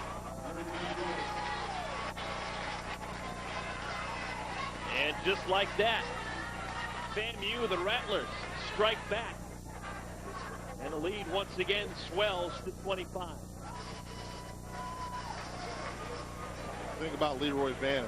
What a good kid he is, too. You ask yourself when we talk to him, how do you hate to say, how do you end up at Florida A&M? But why'd you choose to go to Florida A&M? And he was honest enough to say, hey, at the time, my family, I wanted to get away from my hometown, which was just a little bit too close in Jacksonville. So he wanted to kind of go over to Tallahassee. He goes to Tallahassee and thought about walking on at Florida State and just decided, you know what, I've got an opportunity in a school that believes in me. I'm going to reward them, and you see what the reward has been. Fantastic season for Leroy Van as an individual. Outstanding campaign for the Rattlers in 2008. Joe Taylor thinks that he is one of the best defensive players in the MEAC, but he doesn't start defensively just because they want to make sure that he is as fresh as possible when it's his turn to return kicks. So he's only used as the nickelback, used about 45 to 50 plays a game. And playing nickelback is a very tough position. Let's give credit. Coach Taylor is a great coach again. You hate to ever question him, but you've got two cornerbacks over there, Keir Hall and Curtis Holcomb, that have 5 interceptions apiece. And Van comes in as your nickelback, so in many cases he's guarding the slot receiver, which is normally the best wide receiver on the opposing team. So he gets plenty of reps, plenty of plays, and fantastic football player as a whole. Corey Council is stoned at about the 23-yard line. Oh, he just got hit with a wall of fury.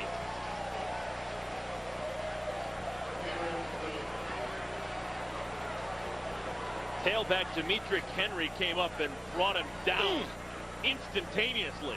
Woo. How do you let a guy running full speed just take a free shot on your return man like that? Poor effort by the Bethune-Cookman special teams, and it seems like they're in shock.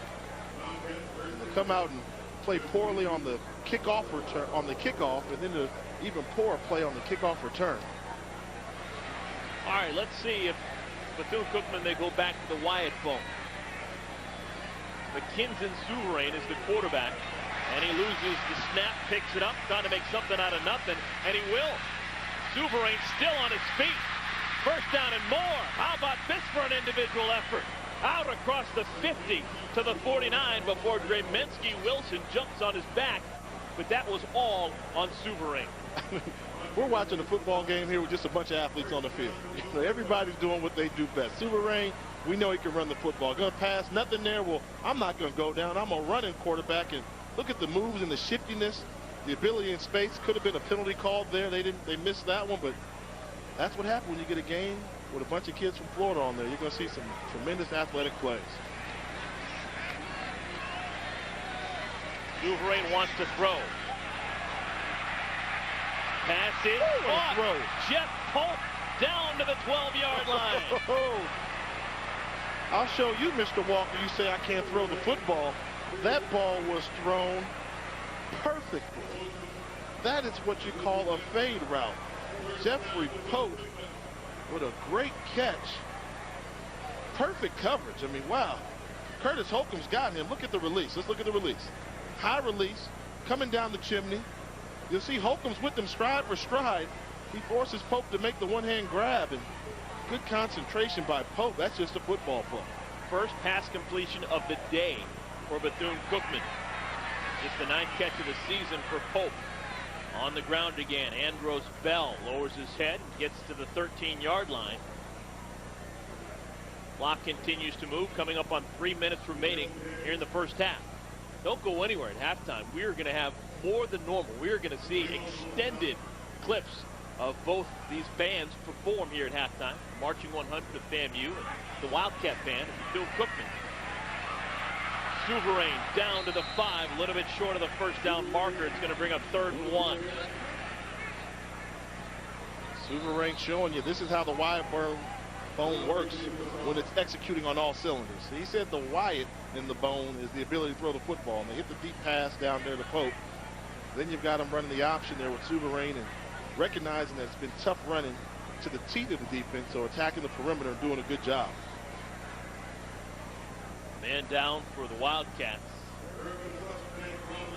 Timeout on the field. It's going to bring up a very important 3rd and 1.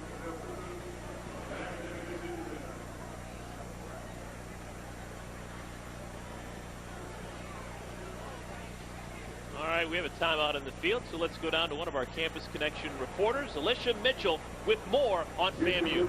Yes, head coach Joe Taylor's influence on the Rattler squad is infectious. They're playing with drive, they're playing with focus and determination, all with hopes of seeing postseason action. And last year under Reuben Carter, the Rattlers carried a nasty 3-8 losing record. But with Coach Taylor, change has come, and as you see, the Rattler squad is getting it done today at the Florida Classic. Alicia, thank you so much. Yeah, it has been a total turnaround for FAMU. Just 3-8 last year, currently 8-3 this go around. Yeah, I mean, this role reversal. And like I said, we give credit to Coach Taylor. He has the recipe, he's got the formula, the ability to make the players believe in what he's preaching has really been the key there. And, you know, those people that know Joe Taylor, for him, it's not about winning football games, X's and O's. That's not why he's a coach. He's a coach because he really likes to be a molder of young men.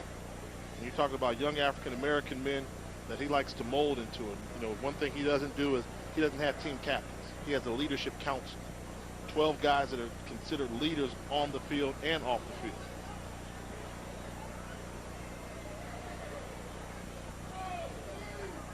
You see any similarities with this year's Rattler team and the teams that we saw for so many years at Hampton when he was in charge of the Pirates? What are the staples of a Joe Taylor team?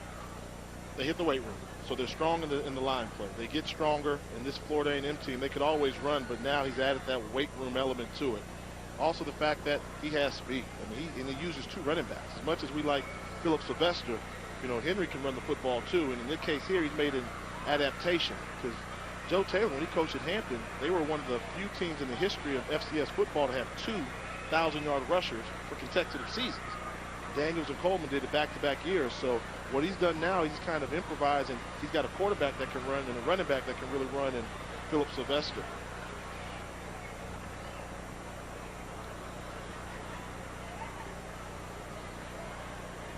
Still not sure who the player is down on the field for Bethune-Cookman, but they brought on a device to help that player transport it off the field.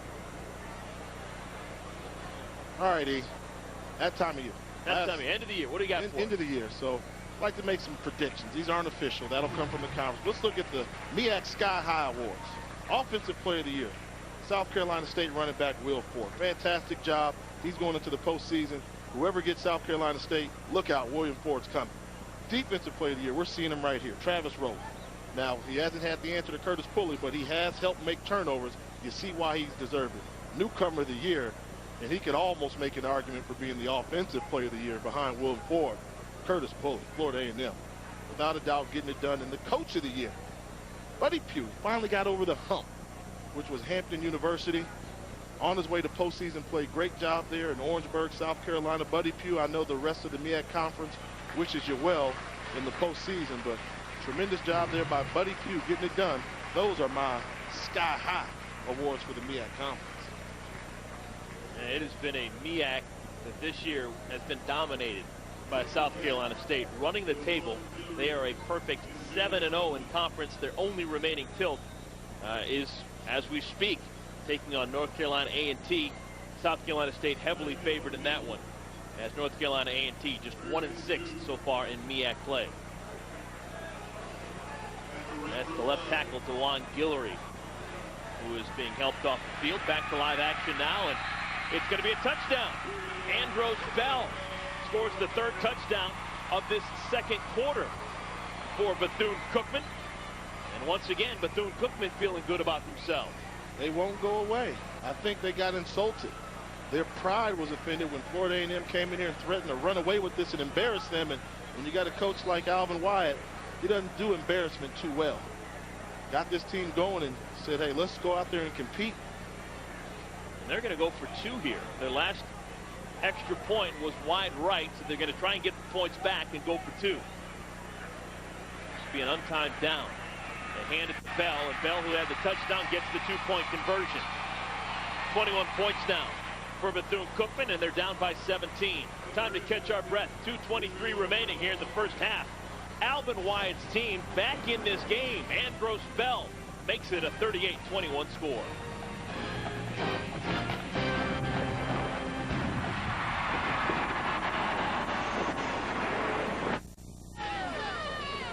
2:23 remaining here in the first half of the 29th Florida Classic. Florida A&M on top of Bethune-Cookman, 38-21. This is the most heavily attended game in black college football each and every year. More than the Magic City Classic, more than the Bayou Classic between Southern and Grambling. This is a packed house here at the Citrus Bowl each and every year. And before we make enemies out there, the reason why it's the most heavily attended is because of the stadium capacity. See, the Magic City Classic Legion Field can only hold 68,000. New Orleans Superdome can hold 70. This place can hold 72. So that is why. So don't get too mad. One thing about it, as I told you before, check the stands with about 2 minutes to go before halftime. And we saw some empty pockets. Pockets are gone now. Everybody's getting ready for the Battle of the Bands at halftime. The marching 100 taking on the Wildcats. Short kickoff, Leroy Van, another attempt. He's already returned one for a touchdown. And Van still on his feet. Fumble. To the 44 and fumbles the football. Van fumbled the football. Bethune-Cookman has it. Was the score just 31-0 not too long ago? They were running away with it. But that's what happens in rivalry games during rivalry week. Your rivals don't let you embarrass them. Same things that make you laugh, they'll make you cry. You're laughing when you get the touchdown. Now you're crying because, there goes the football. That special teams unit has been embarrassed all day. Coach Wyatt went and gave him a nice chewing out on the sideline. Now with 2 minutes and 15 seconds to go, the Wildcats got momentum again. This is something I've never seen in the game of college football before. Both teams have used all 3 timeouts in the first half. Yeah, they just blew through them, and those were, blown timeouts. You don't call a timeout on an extra point. Both teams called a timeout on an extra point. Yeah, if you're kicking it, you just say, okay, we take the delay game, we move back 5 yards, and an extra point should be no problem. But, they're getting caught up in the emotion. Let's give credit. These are young men and playing in front of the largest crowd they will see. So they get involved in the moment. They lose some timeouts, but if you're Bethune-Cookman, 2 minutes and 15 seconds in college football is an eternity. Every time you get a first down, the clock stops, so they reset the ball. You can use the sidelines a little bit. So this is going to be an interesting ending to the first half. There's Joe Taylor thinking it over. His team, they had a chance to just blow this game out of the water, up 31-0. But turnovers have given the ball right back to Bethune-Cookman in easy field goal position. 3 turnovers already in the first half. It all started there with Bethune-Cookman just laying it on the ground, and that really gave Florida A&M the opportunity to have a big lead. And then you got Leroy Van coming up with the interception. Then a special teams play again there. Not another fumble by Corey Council. He's had a very tough day in this first half, trying to rebound well. And Leroy Van right now, his turn to find the turnover bug. He turns it over as well, and which was once a 31-0 lead for Florida A&M is now 38-21 with Bethune-Cookman knocking on the door. Both teams with 3 first-half turnovers. Ball is loose again. Make it 4 turnovers for Bethune-Cookman. Florida A&M's got the football back. Joseph Wims jumps on the loose ball. This is amazing. 6 timeouts used in the first half, 7 turnovers in the first half. Unbelievable. On this turnover, I really want to give credit to the defensive end for Florida A&M. His backside pursuit is what forced this turnover. Draminsky Wilson. Quarterback running away from everybody. Just look at the effort. You see the defensive end there. He's not giving up on the play. He's coming from the backside, Oh, you pitch it, all of a sudden, you don't have a clear pitch. Turnover, that's team defense. They did their homework. Homework football. Okay, 2:03 remaining here in the first half. Neither side has a timeout. Does Florida A&M just take a knee and get out of Dodge? They've got a big lead. 17 points is not as big as 31 was, so now they've got to be worried that at any point, Bethune-Cookman can get right back in this football game. Foley runs out of bounds at about the 30-yard line. Good first down scamper for the junior from Hopkinsville, Kentucky. I think if you're Bethune-Cookman, what you have to do is you still got to force Curtis Pulley to throw the football. And if he's going to run, don't allow him to run sideline to sideline. They don't have any timeouts. Tell those ends you cannot lose outside contain. Make him step up to run rather than run east-west and then going north-south, because he's going to continue to get runs like that and use very little time off the clock. Inside handoff. Nothing doing there. So the clock will continue to move. 108 minute 45 remaining. Neither side has a timeout. FAMU will huddle up, burning off some clock. Coming up at halftime, both bands getting ready to toot their own horns. There's the Wildcat band of Bethune-Cookman. We will show you extended portions of both the performances. Marching 100 of FAMU, the Wildcat band of Bethune-Cookman. And a penalty flag up on the line, and retaliation. We may have even more flags coming down. And the one that's really going to hurt is you got a 5-yard penalty, but then you're going to get a personal foul after that play. It was Fred Brown who looked to move early for Bethune-Cookman, but it was the center, Steve Brazel, who retaliated for Florida A&M. They call Brazel for that personal foul. That'll be 15 yards. That'll be very detrimental considering the odds on the field goal attempt if they have to kick a field goal.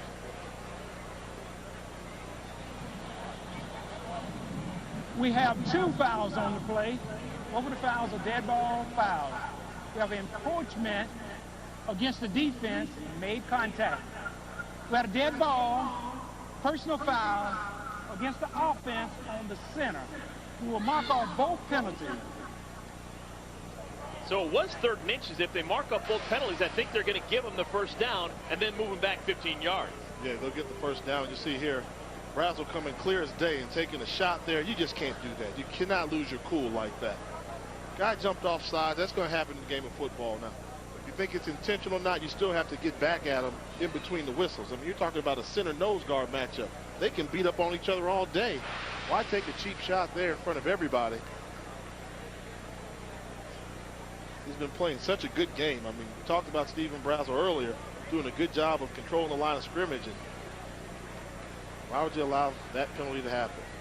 So they mark off the encroachment, giving the first down to Florida A&M, and now they're going to march backward 15 yards and put the football at about the 41-yard line. And I know this may sound wacky to you, Jay, but there's a minute 20 remaining. Florida A&M hasn't done a whole heck of a lot positive in the last couple of minutes. How about you take a knee, get out of Dodge with a 17-point lead? You can't turn the ball over. There you go again, questioning Coach Taylor, see? But why not let Curtis Pulley do what he does well? Run, run, run. I mean, I'm sure he's going to run the ball. And he's going to throw the football. Yeah, you think he's going to throw it. He's ready to run. Ball bounces to the ground. Looking for Max Purcell. That'll stop the clock. 1:08 remaining. I mean, 17-point lead. Obviously, if you can make it, with 3 scores, won't hurt you. That's what you want to do. So if they can score, imagine if they can score and put a touchdown on the board, then you're talking about taking a lead for 24. That's pretty tough to overcome. I don't think any team is scared of a 17-point deficit at halftime, especially not a team that at one point was down by 31. We've had 7 first-half turnovers. Now, I think both clubs have to be wary of the turnover. Pulley on 2nd down. Loses the football, picks it up, and is downed at the 45-yard line. Dexter Jackson got into the backfield and blew that one up. And now FAMU, they're going to hustle back to the line to try and get off another play, even though it's 3rd down and 14. Finally seeing Bethune-Cookman able to get some pocket pressure there. Pocket disappearing. They're bringing a 5-man rush, able to force Pulley to pull it down.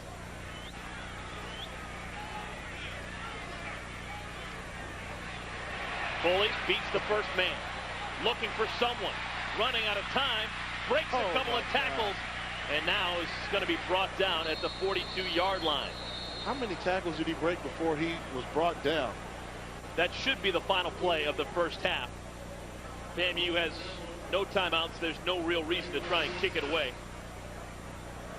This is excitement. You bring a blitz on the outside, uncovered, misses a tackle, then Pulley goes against the grain. 2 missed tackles. Just spins out of there. He's a load to bring down. And that will indeed be the final play of our first half. Curtis Pulley and FAMU heading to the locker room feeling good about themselves. They lead 38-21. We'll take a timeout. When we come back, we will listen to the Bethune-Cookman Wildcat Band.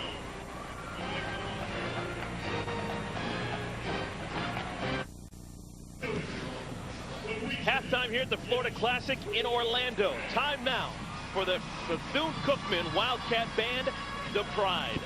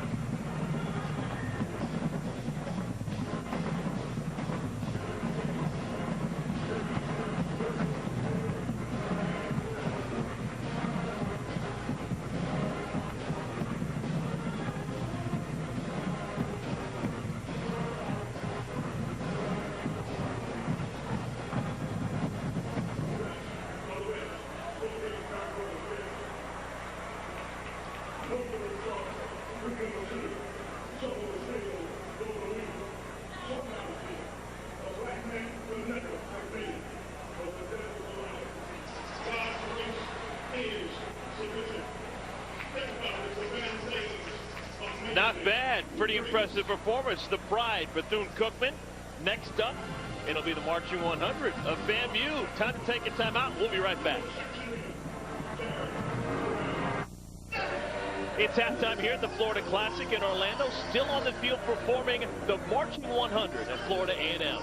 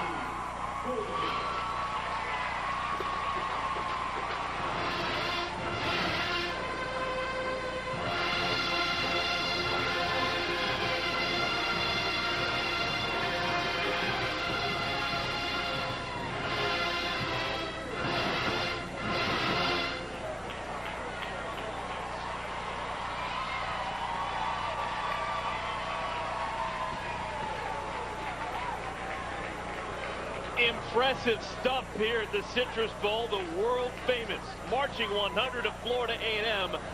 People getting their money's worth. We'll take a timeout. We'll have the second half kicking off when we come back.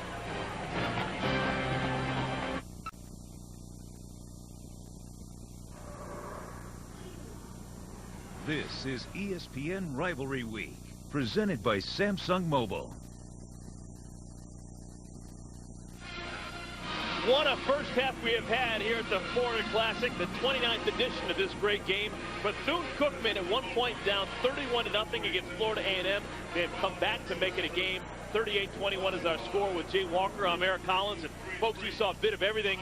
59 total points, 7 turnovers, a kickoff return for a touchdown. I was gassed after the first 30 minutes. Exhausted, but that tells you about a rivalry game. Just when you thought Florida A&M was going to run away with it, here come back those Wildcats from Daytona Beach. In case you missed any of the first half, here it is in highlight form. Yes, Philip Sylvester getting it going early for the Rattlers, punching it in for the touchdown. Bethune-Cookman got off to a horrendous start. Turnover here. What happens when you turn the ball over against a good team? They make you pay.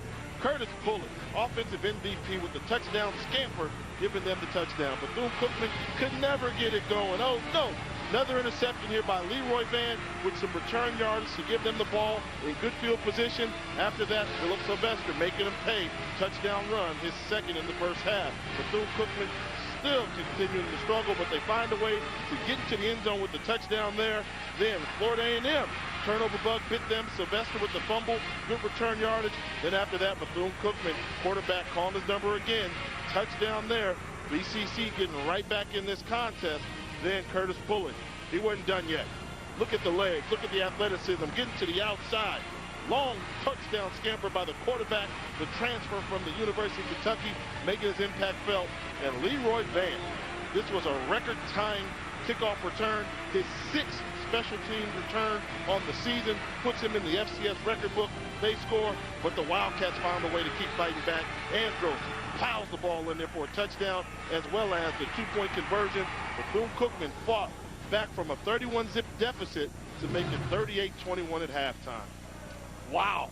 Woo! And with that, we're ready to play.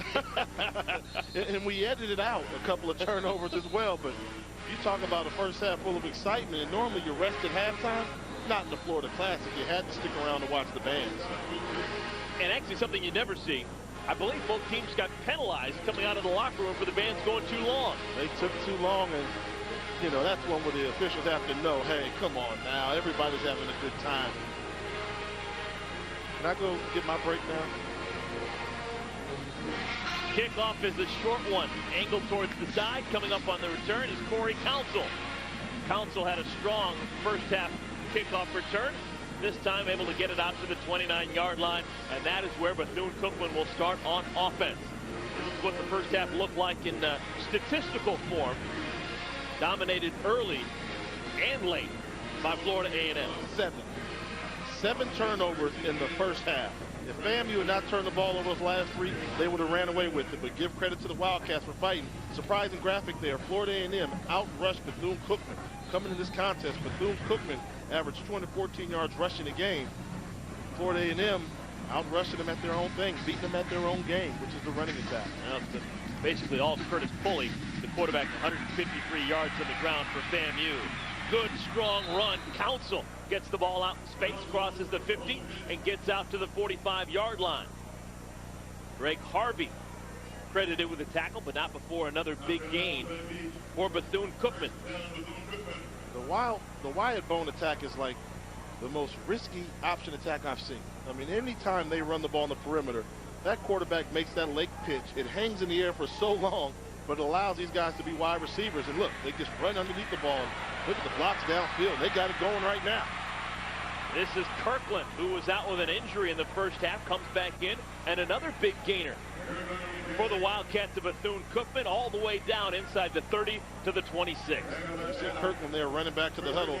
That left arm is obviously hindering him, but this is the Florida Classic. You can't keep him out. He's not going to leave his teammates out there hanging on his own.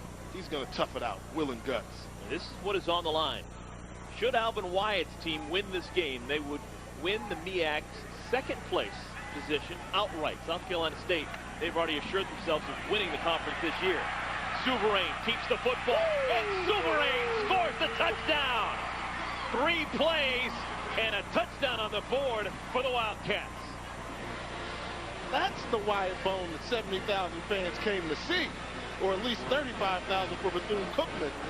That's how they play Alvin Wyatt Wildcat football. How often do you see an option team score in 38 seconds? Normally doesn't happen. Extra point is good, and now it is just a 10-point game. Who would have thought when Bethune-Cookman was down 31-0 that they would make it a 10-point game just getting started in the 3rd quarter? McKinson Souverain. Touchdown, Wildcats. We've got a game once again.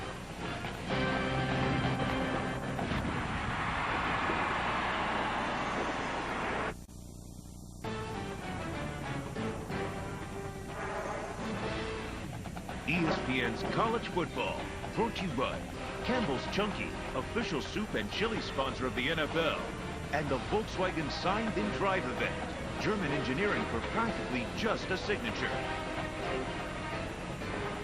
The Bethune-Cookman band, a little bit of an extra hop to their step right now. They are just giddy with the fact that the Wildcats are in this game. They trail FAMU by just 10. Remember, FAMU had an early 31-0 lead in the first half.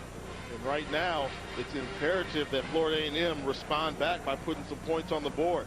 You know, if they don't take this ball and add to their lead, Bethune-Cookman is going to look to shrink it again. So for the first time in a while, the pressure is actually on this Florida A&M offense to perform. They'll kick it away from the great returner, Leroy Van. Instead, one of the up men takes the football and advances it out to the 43-yard line. Max Purcell, sophomore from right here in Orlando, picks up some yards, and it's going to be good opening field position for the Rattlers as they have the ball first for their first time here in the 3rd quarter. Be interested to see the Wildcat defensive philosophy here. I think they had a lot of success when they crowded the line of scrimmage. Whenever they decide to play a soft zone, they're not athletic enough to keep up with Curtis Pulley. But when they managed to put 8-9 guys around the line of scrimmage, play man-to-man coverage, they did a pretty good job of forcing Pulley to throw the ball, and he really didn't hurt him with his arm.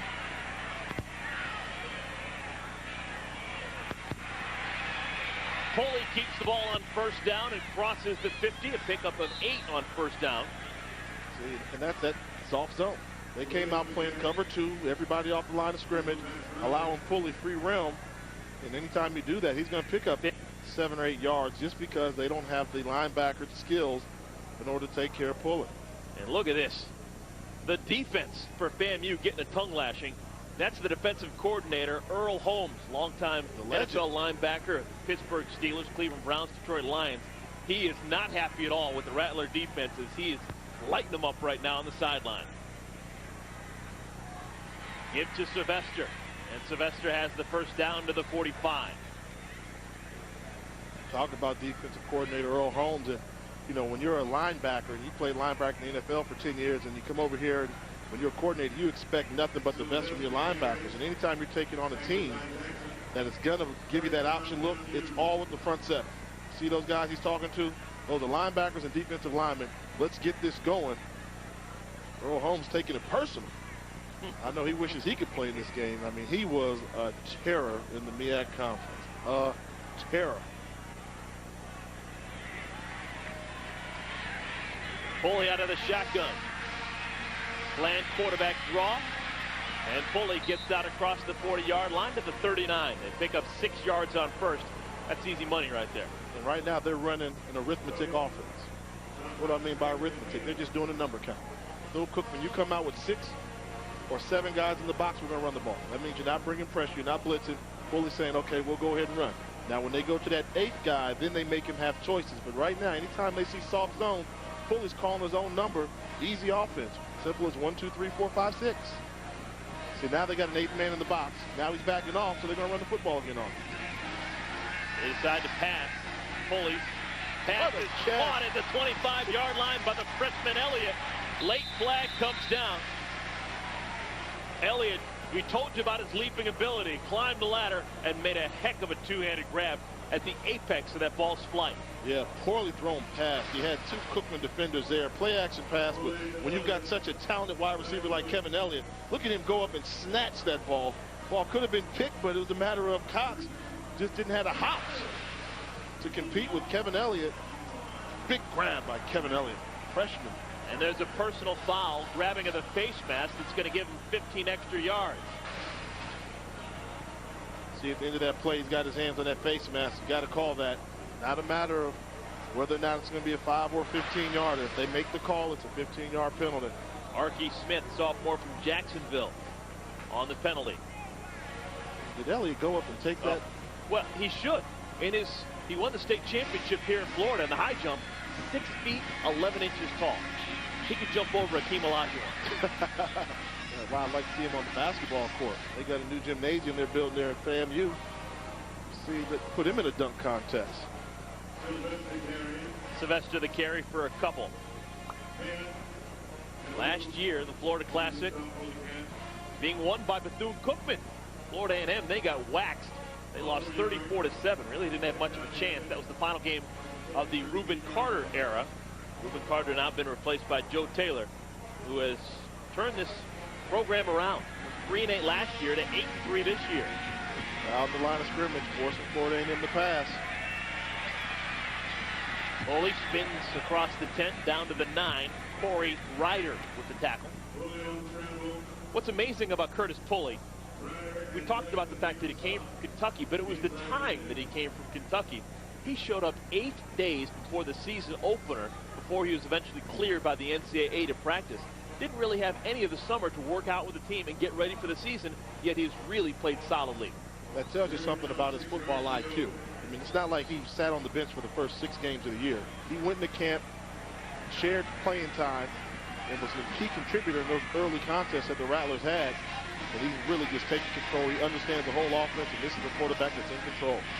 On 3rd down, Pulley looks into the end zone, and it's a touchdown.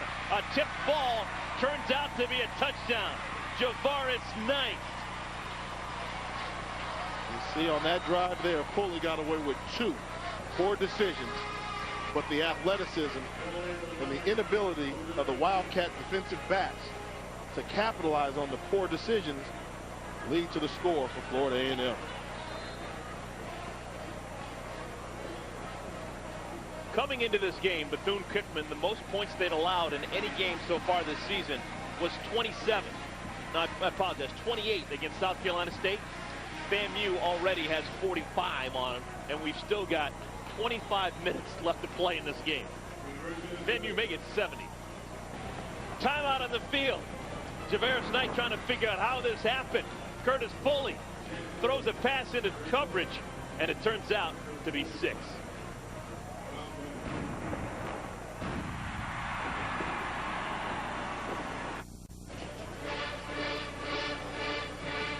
Alvin Wyatt's team backs down by 17. Bethune-Cookman, their defense, not able to stop FAMU at all on that drive. An impressive score for the Rattlers. But if the offense can continue to operate the way they've been doing recently, moving the ball, defensively they should get it together. I mean, they followed the game plan that you need to follow. Force Pulley to throw the football. Unfortunately for the Wildcats, they just didn't get the turnover. They didn't capitalize, but I think they figured out what they're going to do defensively to kind of slow down this Rattler offense. Short kick, Corey Council underneath it at the 16-yard line. Council crosses the 40 to the 43-yard line. All right, time now for another Campus Connection report. This time, it's Reggie Cherry-Scat. How you doing, everyone? Well, it might be getting dark here on the field, but there's one person that shined. Coach Alvin Shine Wyatt, that is, getting that nickname when he was playing defensive back here at Bethune-Cookman University. Another fun fact, he became the #1 winningest coach in school's history. Back to you guys. They call him Shine, huh? Thank you, Reggie. I thought it was because all the bling bling he's always wearing. Look at that belt buckle. The belt buckle is what makes that outfit for me. And the chain sticking out. Actually, Coach White is notorious. He doesn't come out for pregame drills. He doesn't bother with that. He comes in, he's the last guy to come out, and when he does, all eyes are on him just to see what he's wearing. Quarterback McKinson Souverain with the carry. Pickup of 7 on 1st down. And actually, got to give credit to Coach Taylor. Saw him walking around. He told me, I like your outfit you got on, but I'm Shine's man. I dress him nicely, don't I? And I said, you sure do. When Alvin Wyatt played at Bethune-Cookman, he was an all-everything defensive back, had 35 career interceptions during his days playing for Bethune-Cookman. That's a lot. Was the school's all-time leader in interceptions until a young man by the name of Rasheem Mathis came along. Rasheem Mathis went on to break the NC, at that time, 1AA record for career interceptions. Fumble. Ball loose on the field. FAMU says they have it. There is some debate as to who's got the football. There's a flag down on the field. Brian Parker says he's got the football. This would be devastating if it's against Bethune-Cookman and the Rattlers have the football.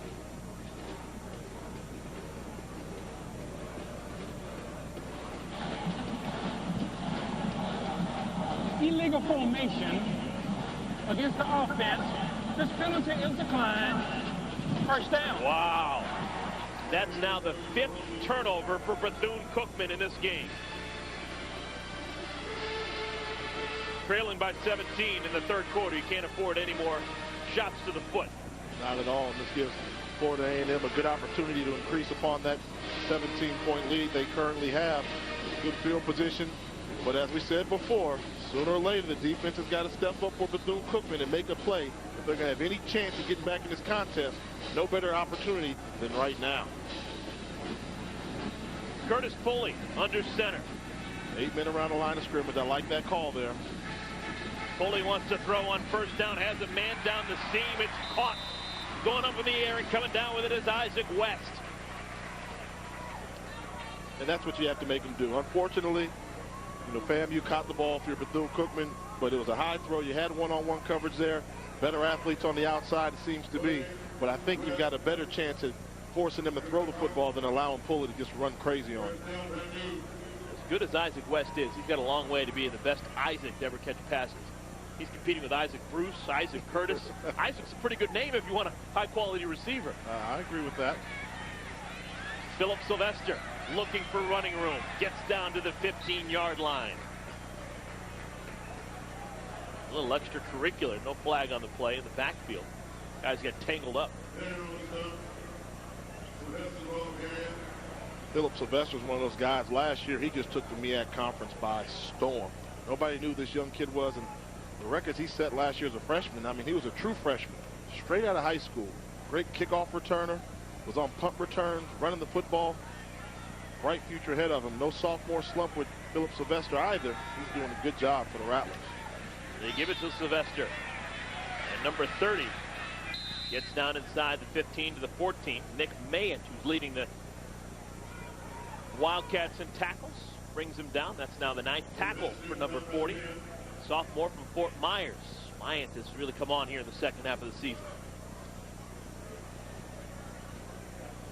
These are the only 2 HBCU schools that play Division I football in the state of Florida. Florida A&M located in Tallahassee. Bethune-Cookman located in Daytona Beach. Playing for the Florida Classic. Third down and short. Pulley wants a touchdown, and he's got it. Oh, ball is dropped in the end zone. West had it and then had it knocked away. Great recovery by Ozzie Slater. Defensive back, the cornerback was on an island there for Bethune-Cookman. Double move. Take a look here. You see the pump fake. He falls for this. Wide receiver gets by him, but look, what do? You go up and you separate his arms. Good job getting that arm in there to separate the wide receiver's 2 arms from him. That's how you got to play defense once you beat. So Trevor Scott will come on and attempt a field goal. This will be a 31-yard field goal for Scott. And he's been perfect all day long. Second field goal of the day for Scott. He's been perfect on extra points. And he's one of the reasons why FAMU is now up by 20. Kickers doing their job. That's what they're supposed to do. Flashy shoes and all.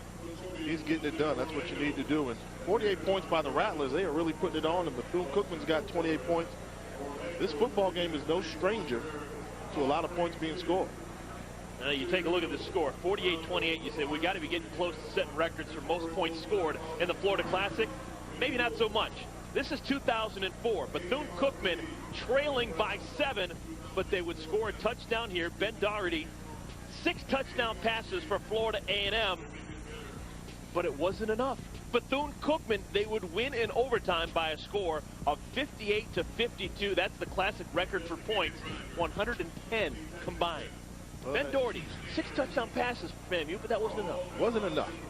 Ben was a good quarterback down there for the Rattlers. Kid came from Washington, the state of Washington to Florida, threw 6 touchdowns in that game. But in this case, you got 48 points for Florida A&M right now. Bethune-Cookman 28. They've shown the ability to move the football. They may get that record in regulation here. They may not need the extra period if these teams don't tighten up on defense. Do you think we can get to 110 combined points? Anything's possible if they stop turning the football over. I mean, look where we are now. Bethune-Cookman, in spite of themselves, they still have 28 points, and we're midway through the third quarter, so there's plenty of football to be played. This, sooner or later, could be a shootout that's determined in the fourth quarter. Council's been a busy man on these returns. Council with room down the left sideline, cuts it back and pushed out of bounds at the 44. And the reason why that record could be in jeopardy, neither team shown the ability to stop each other on kickoff and kickoff returns. I mean, for the most part, every possession they started off with good field position. For Bethune as well as Florida A&M, it's just a matter of the turnovers. And if you're Coach Wyatt for Bethune-Cookman, you got to be thinking, sooner or later, we're going to learn to protect the football and hold on to it. Although the Wyatt Bone is a high-risk offense with the pitches and you've got guys running in space, you've got to figure out a way to protect the football first. And if they can do that, then they have shown the ability late in this game to move the ball downfield.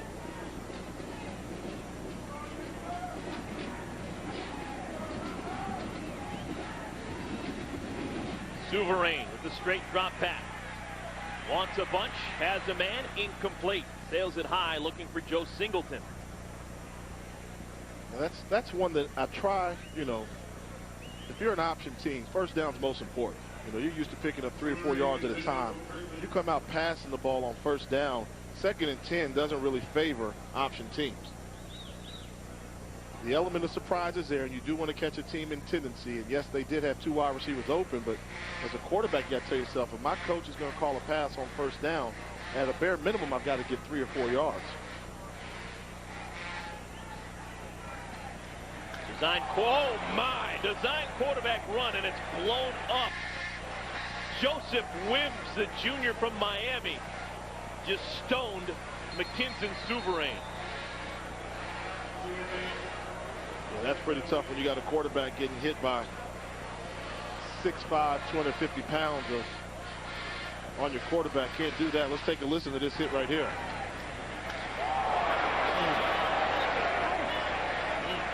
This plastic is not supposed to sound like that. Plastic on plastic or fiberglass. Ooh. And every now and then, just when you forget that football at times can be a violent physical sport, Joseph Wims makes big plays like that.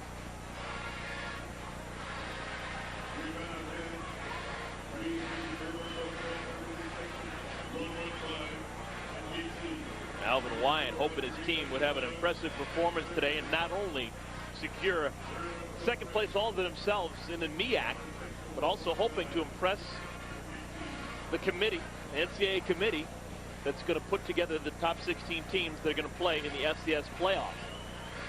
So far, so not so good for Bethune-Cookman as they trail by 20 points, 7 minutes remaining here in the 3rd quarter.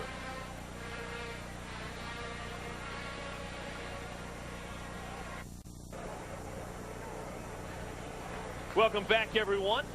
Florida Classic here in Orlando. The quarterback for Bethune-Cookman, McKinson Souverain. Looks like he's feeling a little bit better, able to leave the field on his own power. They had brought the stretcher all the way out to where he was lying on the field, but hopefully he'll be okay. Yeah. That's a good sign. You know, guy down for that long, you start thinking bad thoughts, and to see him get up and walk off on his own will without any assistance, prayers were answered. 3rd down and 15 here. 3rd down and 15, ball on the 39-yard line. Backup quarterback Matt Johnson in the game, and he throws it. A wounded duck. Is it caught? No it way. is. Joe Singleton. Wow. They say he caught the ball. I'm not 100% sure that's the case. There's no way he caught that ball. But on this level of football, they don't have instant replay until you get to the postseason and the playoffs. So this ball was, all the way. It had to have hit the ground. Yeah, he did a good job of trying to do it, but that wasn't a catch at all. And you can hear the fans. They have access to the Jumbotron, and they saw that it looked like the ball hit the ground. Yeah, but at this level, we do not have replay, so it's going to stand. Old school football here. And give credit to Singleton for acting out like he made the catch. Johnson running the outball, loses the football, still down, and the Rattlers look like they have it. They got it. If this is indeed Rattler football, it would be the 6th turnover of the game for Bethune-Cookman. Only chance Bethune has of getting the ball back would be if they got there. They went there, won the wrestling match. Wow. Anything goes in the pile there. Anything goes. You just pull. Someone's got some strong hands. Helmet, neck, claws, shoulder pads, just pull, pull, pull, because there definitely was a Rattler defender on there. When you bring in Matthew Johnson, you lose speed. He can be tracked down from the back, and you see the ball here. Good hit by Mordecai on the guy, but ball's loose, and people just in there pulling. They came away with it. They're starting to get lucky. It's better be lucky than good, Eric. Reverse. Is a reverse. Singleton. He's got a convoy of blockers. And they didn't hit it. 3 blockers, and no one blocked Leroy Van. They were 3 looking blockers inside. in front of him, and no one blocked Leroy Van. They were looking inside, and by looking inside, they missed number 1, Keir Hall, that snuck in there on the outside. They just came in. Look at this. They set it up. Great misdirection. Everybody's going left. Hard sell, but they got a couple seal blocks on the backside. They turn and look.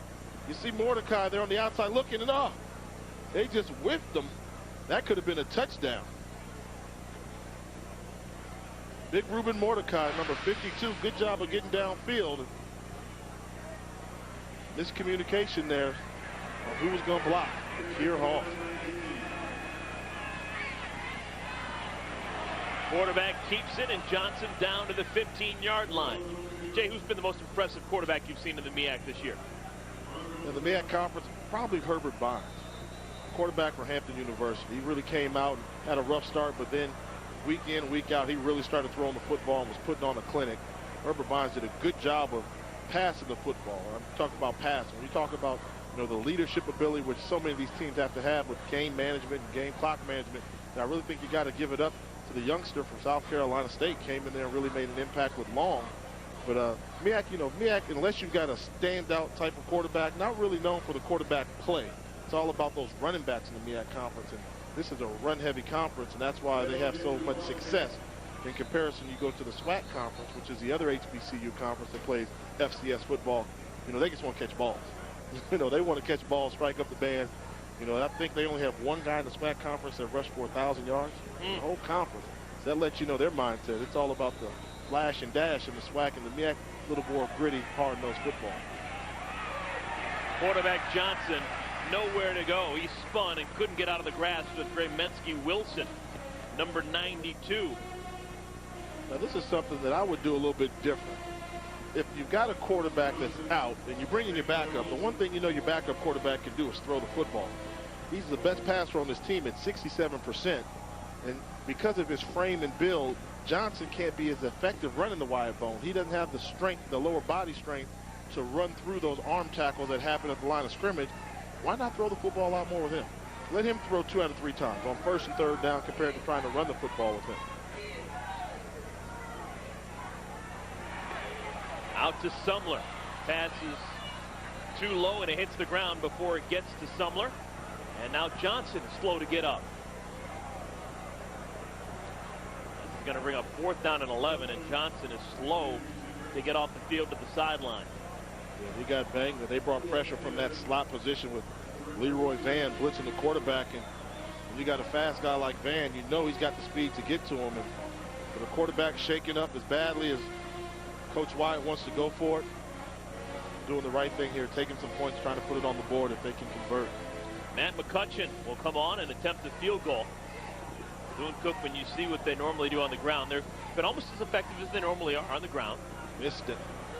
But now they have to settle for the field goal, and it's wide left. McCutcheon missed opportunity, and the score remains 48-28.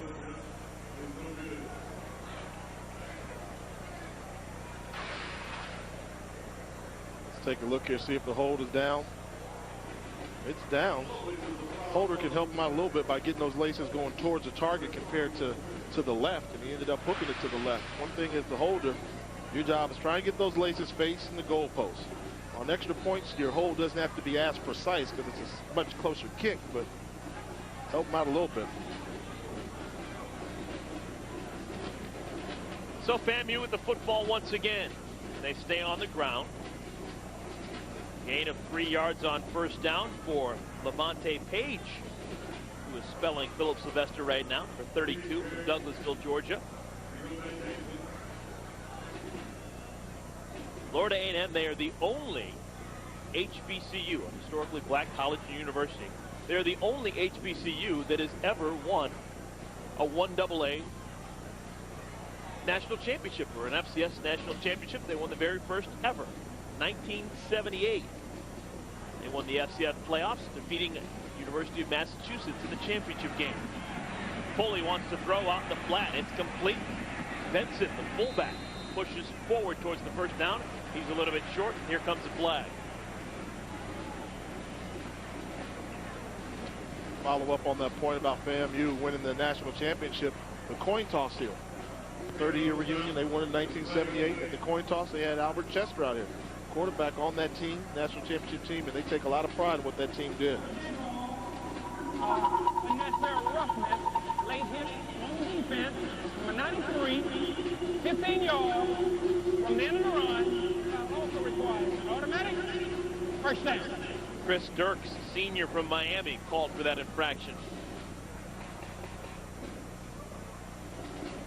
When you talk about postseason play, see the hit here late coming in very end of the play, but postseason play, that seems to be the big thing going around there. We got a president-elect that says he wants to figure out a way to get it done. What do you think, Eric? You've been doing this for a while. You know, I'm a huge believer in FCS, the playoff system that they have. But I also really like the system that goes on in FBS. I do think that every game in the regular season means so much at that level because of the fact that you're trying to get to the top two. Every week is virtually a playoff. That's so that being the case, who's the best team in the country this year? That's yet to be determined. There's still a big game that's going to be played in Norman tonight. If you had one game 8 o'clock Eastern time on ABC, you got Oklahoma, you got Texas Tech. It's an elimination game right there. I think that's what, if that, that game would mean very little if we had a playoffs, because both teams would know that they're already in the top 16. What's the reason to watch that game to get excited about? Why can't it be 8? Why can't it be 8? Well, whatever number you pick, people are going to get upset saying there's teams that have been left out. Yes. But if you want to do it like the FCS model and have 16 teams, both Oklahoma and Texas Tech, you would imagine, would be done deal. Pass complete. Kevin Elliott with another grab. See, what I say is, January 1, or beginning of the year, who's the best team in college football? Now, I think the team that can beat anybody in the country will not be playing in the championship game. And I think it's kind of known out there, one of the best two teams in the country are the Trojans, Southern Cal. They won't be playing the championship, and I guarantee you nobody wants to play them in January. But I guess this is my point. Why would you even bother to show up when USC played Oregon State earlier this year if you knew that USC was going to do whatever they wanted to do and get a chance to play unless for the title? Everybody runs the table, that means at some point in the season they all lost.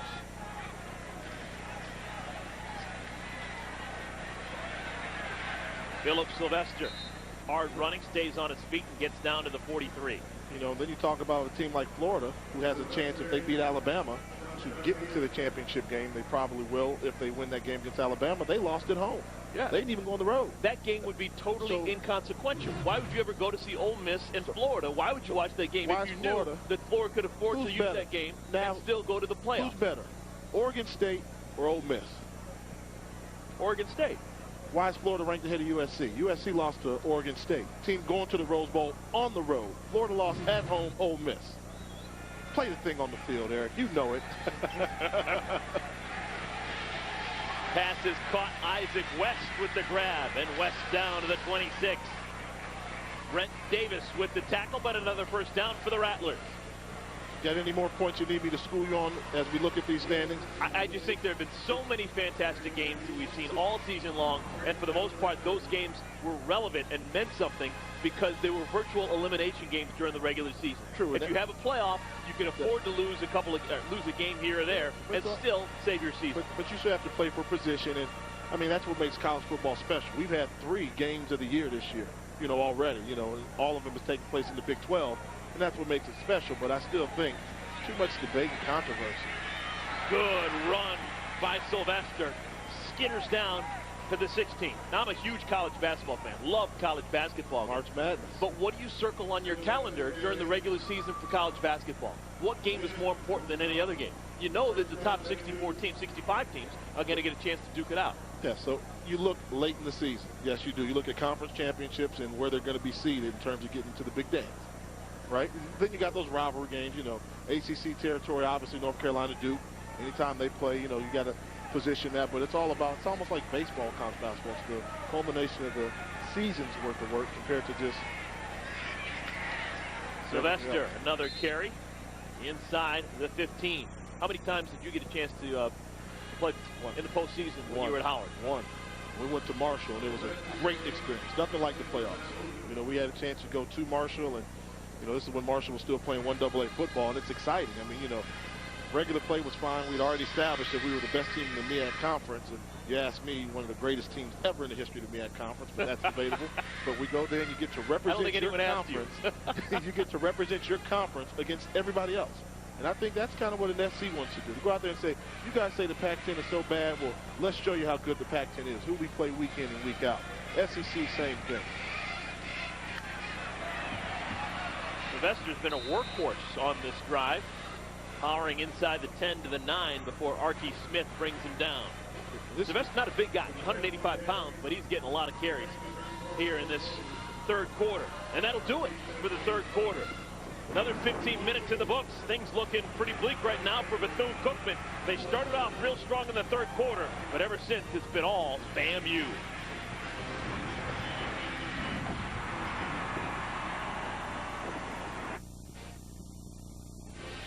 It was a fantastic scene yesterday here in Orlando. The NCAA and Habitat for Humanity International, in conjunction with the Mid-Eastern Athletic Conference and Habitat for Humanity Orlando, framed a 2-story townhouse for an Orlando family.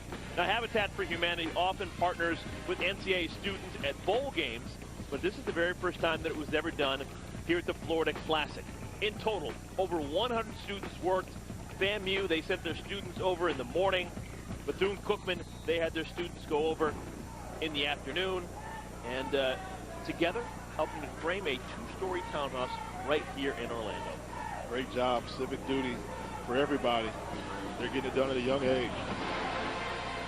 Foley looking into the back of the end zone on 3rd down and 3. The pass is too high for Max Purcell. It's Taj Jenkins who couldn't come up with the pass. And so it's going to bring up 4th down and 3, and they'll bring on the field goal unit. See, one of the things I was saying for Bethune, if you force Foley to throw the ball, I'm not saying he's not a good passer. He's got a great arm, but that's your only chance. I mean, he's a terrific runner, and he's a good passer. Missed a wide open receiver there. Should have been a touchdown, but that's what you got to force him to do. Maybe be inconsistent throwing the football. Trevor Scott's already made a couple of field goals, trying to make it 3 in a row. This one is a low sinking line drive that makes it over. Trevor Scott continues to be perfect, 3 for 3 on his field goal attempts. He is a perfect 6 for 6 in extra points. All righty, you knew sooner or later it's gonna get to you. I don't let you hang with me all this time and not expect you to get a little math, get a little knowledge. Uh-oh. Now this is incorrect. It's not MEAC classics, but we're just going to talk about classics, and I want you to give me the teams that play in them. Give you an example: the Florida Classic. Who plays in the Florida Classic? Bethune-Cookman and Florida A&M. So you got the Bayou Classic. That's an easy one as well. That's the battle for Louisiana. Who is that? You got Southern Jaguars against the Tigers of Grambling State. Who's the Southern Heritage Classic? See, you're throwing me under the bus here right now. We're going to see how you score. What do you do? Southern Heritage Classic. Where do they play? Memphis, Tennessee. Fisk involved. Next game, State Fair Classic. Who's in the State Fair Classic? This is State Fair. Who's got the largest state fair? That's the only clue I'm giving you. Texas. Okay. Okay, so Texas Southern against Prairie View. Interesting. Turkey Day Classic. Something to think about. And the Circle City Classic. I'll think about that one, too. There you go. Yeah. All right. I'll give you the answers after this kick right here. See how you grade it out, Mr. Academic, Mr. Academia. You got the obvious one right. Let's see how you did on the other one. Why was the Magic City Classic in there? I knew that one.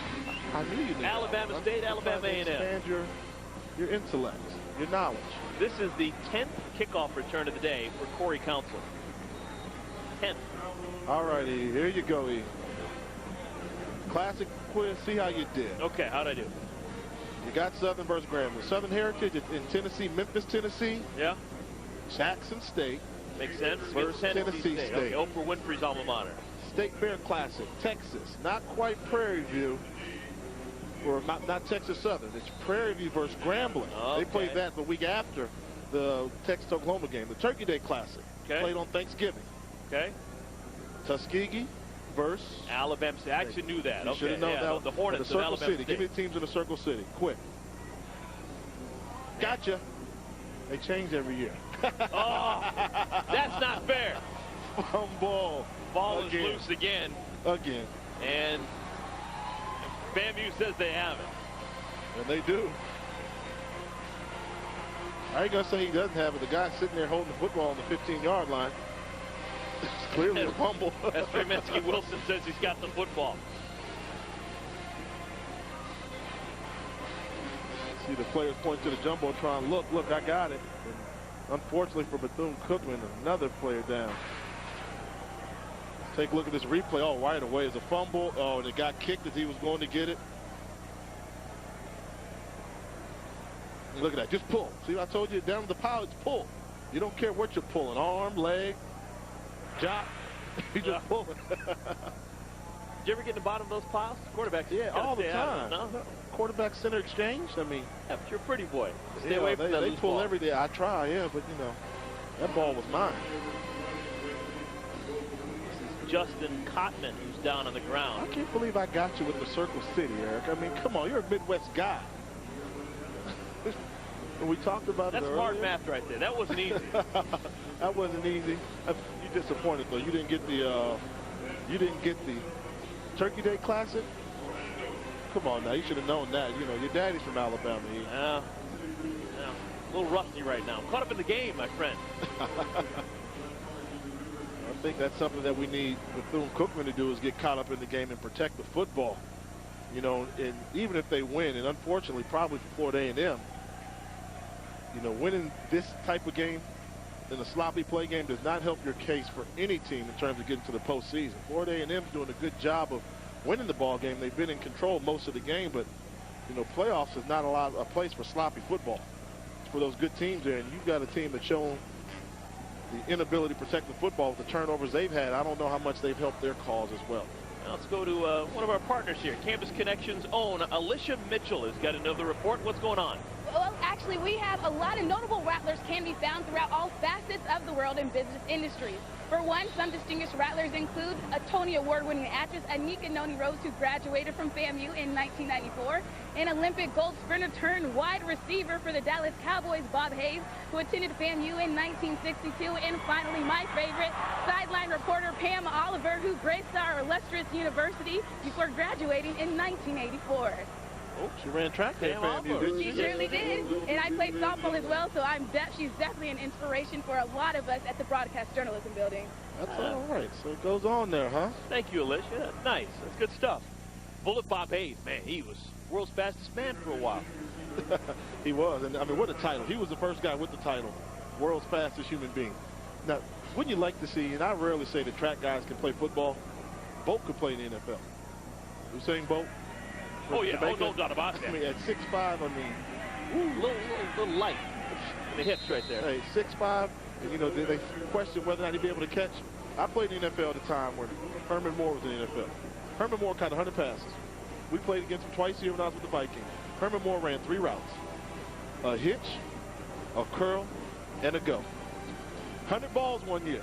A hitch, a curl, and a go. Denny Green, our coach, said, But he can catch, my we friend. know, You yeah. You got to catch the football, too. You got to catch football. You can teach him to catch a hitch, a curl, and a go. I'm not talking about the crossing route. or Ronaldo the sling. Nehemiah never figured it out. Skeets was okay. He got it. He was in that West Coast offense where, you know, you had to catch a lot of balls moving, running across the formations. Willie Galt, another great sprinter who actually had a really good career in the NFL. Anthony Miller.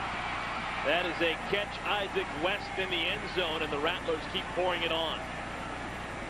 I like that big-time throw there by Pulley. He says, I'll teach you something, Jay Walker. You say all I can do is run. Well, let me show you I can pass. And in this case, it was just a matter of too many opportunities for this Florida A&M offense to have the ability to show what they're made of. But I'm really impressed with this wide receiver core for Florida A&M.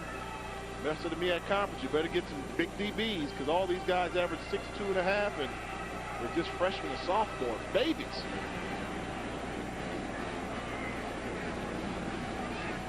It is now a 58-28 lead. Back in the first half, FAMU was up by 31 at one point. Now they're back up by 30. Timeout in the field. When we come back, Bethune-Cookman will try and get back up off the ground and see if they've still got one last shot at them.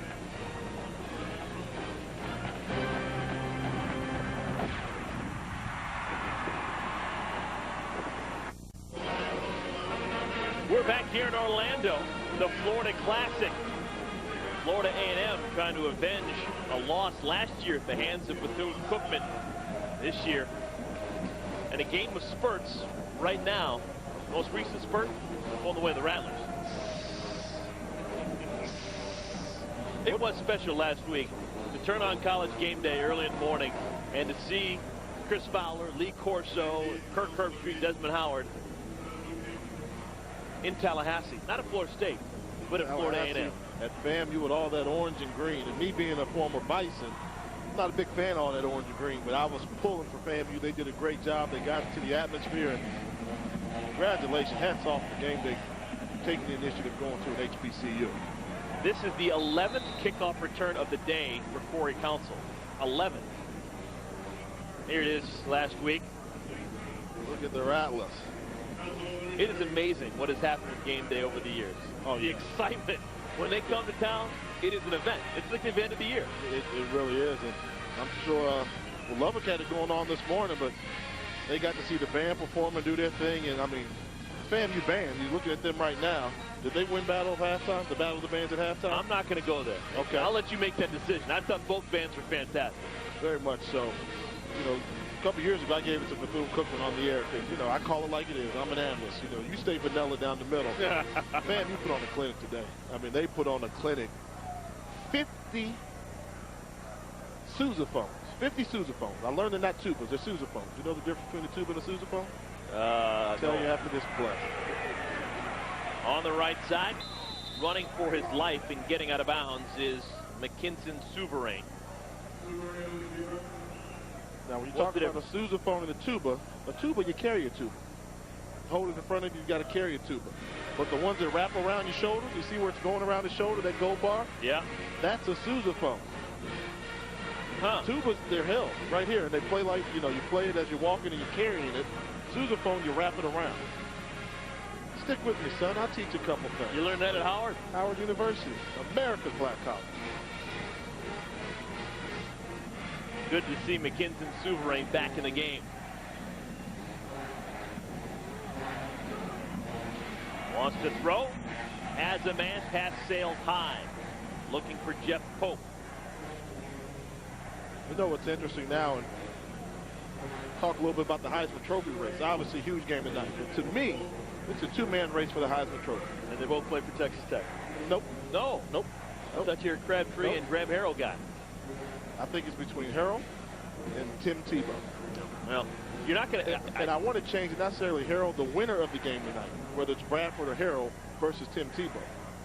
I just think Tim Tebow, you know, like the Electoral College, he rolls through the SEC, gets all those votes. Souverain on the run out. He's got to get 8 yards to keep this drive alive, and he does by himself. Out across the 40 to the 41. To me, and the Big 12 is fantastic. They got great teams, but all those numbers are dubious. Harrell, Bradford, They Colt play McCoy. defense. Is that what you think? Tim Tebow, week in, week out, he's playing against the SEC and those defenses. That's fantastic. I know his numbers aren't comparable with what he did last year, but last year's numbers for Tebow were ridiculous. And you can make the argument he sacrificed individual statistics for the total body of work. Last year they lost 4 games. This year they've only lost 1 with a chance to compete for a national championship. But I do think that he gets all the votes. I think he's splitting those votes in the SEC. I mean, in the Big 12. I mean, Colt McCoy's still going to get some. Bradford's going to get some. Crabtree and Harrell are going to get a bunch. And Tebow's the only guy who can vote for himself. Pac-10, nobody in the Pac-10 is going to get, you know, nobody standing out there. You know, ACC, nobody standing out there. So I think it's definitely Tebow versus whoever wins that game tonight. And if it's Graham Harrell, then I think Graham Harrell, if he wins out, gets it over Tebow. But the fact that Tim Tebow, I mean, hands down, did a good job. I mean, you talk about a team that can finish 11-1. I think they should vote for the Heisman after the bowl season's over. You take that up to the New York Athletic Club. I'm curious to see. Like, would Troy Smith still have won the Heisman a couple of years ago after his performance in the national championship game for Ohio State? No. You know, I think there's too much football left to be played. Those games count too. Pass over the middle. Good screen set up. Going to be a first down for Bethune-Cookman down to the 40-yard line. Let's go back down on the field. Campus Connection reporter for BCU, Reggie Cheriscat, joins us. Reggie, what's going on? Hey, well, contrary to belief, Bethune-Cookman, very own marching Wildcats, are the best in the land. As a matter of fact, on January 1st, during the Rose Bowl, we're invited. And I don't think Florida A&M can say that. Back to you guys. Uh-oh. Well, we got a little beef here. Reggie. Now, Reggie, my thing is I love Bethune-Cookman band. You know, me, I'm a little biased. I went to Howard University, and you know, you guys have got dancing girls, which always get you extra brownie points for me. But the band rarely leaves the state of Florida. They are this time. They're leaving. That's good. Take the show on the road, but Florida A&M is definitely the most famous band in black college football. I don't think there's any argument there. But I think the Rose Bowl fans are in for a treat now. They're going to do their thing now. Well, hold on here. You said the most famous band? In the land, I think, is definitely Florida A&M. The Human Jukebox? Very popular. But, I mean, I give credit where credit's due, and I'm okay. Party in this one. Everybody knows about Florida A&M Marching 100. I mean, they are the ambassadors of the school. Pass into the corner, incomplete, in and out of the hands of Joe Singleton. Hey, Reggie, you still there? What do you think of what Jay's saying about the concept of bands?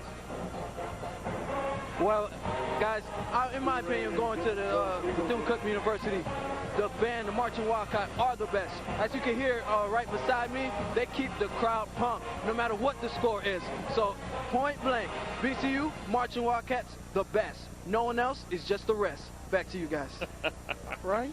School spirit there, and you're supposed to. You're supposed to, but I mean, that Human Jukebox is pretty good. I wonder if he's seen the Human Jukebox. You know why they're called the Human Jukebox at Southern University? Play any song you want. Top 20, yeah. Look at you, Larry. I would have been better if you asked me band. Okay. Down to the 20-yard line. We can arrange that. Quarterback Souverain. The flag comes down late.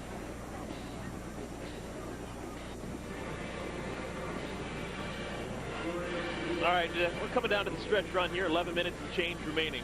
If this score holds, and Bethune-Cookman. Unnecessary roughness on the offense, number 52. 15 yards from the end of the run. Reuben Mordecai called for that 15-yard penalty. If this score holds and FAMU wins going away over Bethune-Cookman, Bethune-Cookman would be in a tie with a whole bunch of other schools for second in the MEAC. Who's got a better chance at being the at-large out of the MEAC? Bethune-Cookman or FAMU?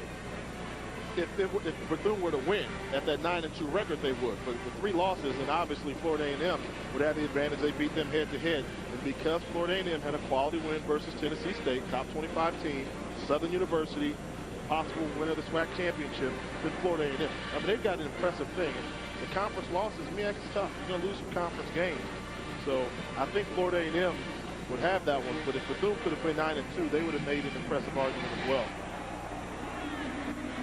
Incomplete pass. Trying to get the ball to Jeff Pope. All righty.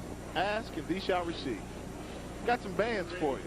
Okay, this is a done deal. All right, we got some bands for you. So, see, I abbreviated this, so I'm cheating for you. Who's the Trojan Explosion? You just got to tell me what the VSU stands for. Virginia State. Okay. Home of the woo-woos. The Force. That's Hampton. There you go, Hampton Institute. Oh, okay, that's the HIU say. Okay, Yeah. there you go. I call it Hampton Institute. Okay. There's only one HU for the record. M4. Pine Bluff. That's easy. What's M4 stand for? Don't know. The Marching Musical Machine of the Mid-South. House of Funk, you saw Morehouse there. Ball is loose on the ground, and Souverain just has to jump on it. That was the 4th down play. That's going to get the ball back over to the Rattlers. Did you know who the Sounds of Dynamite were? You picked some hard ones this year. All-Court State, obviously. Oh, you want the easy. I did. The Human Jukebox. I had that all down. I got you. Well, you know, you wanted Marching Sonic 100. Boom of the South. You wanted Marching 101. The South Carolina State. Yeah, they're going to the playoffs, too. That's going to be exciting. And I know, we're talking when it's all said and done. I do think one of the big stories in black college football, regardless of MEAC and SWAC, Prairie View A&M. Yes, that Prairie View A&M is 9-1. That Prairie View A&M, repeat, is 9-1. Just a handful of years ago, Prairie View A&M, one of the dregs, the bottom Still teams on the record. in Division I AA. Longest losing streak in the history of 1AA football, Division I football, and that was in the 80s. They've turned it around, and at 9-1, their argument is they had one loss on the season. That's to Grambling. Grambling's a champion of SWAC conference. They want to play in the postseason. Do they get in that large invitation? Wouldn't that be a Cinderella story if the NC2A selection committee said, you know what, 9-1, you only lost to Grambling. Here's your at-large. They've got great defense. They can defend. Anytime you can play defense, you can win a championship.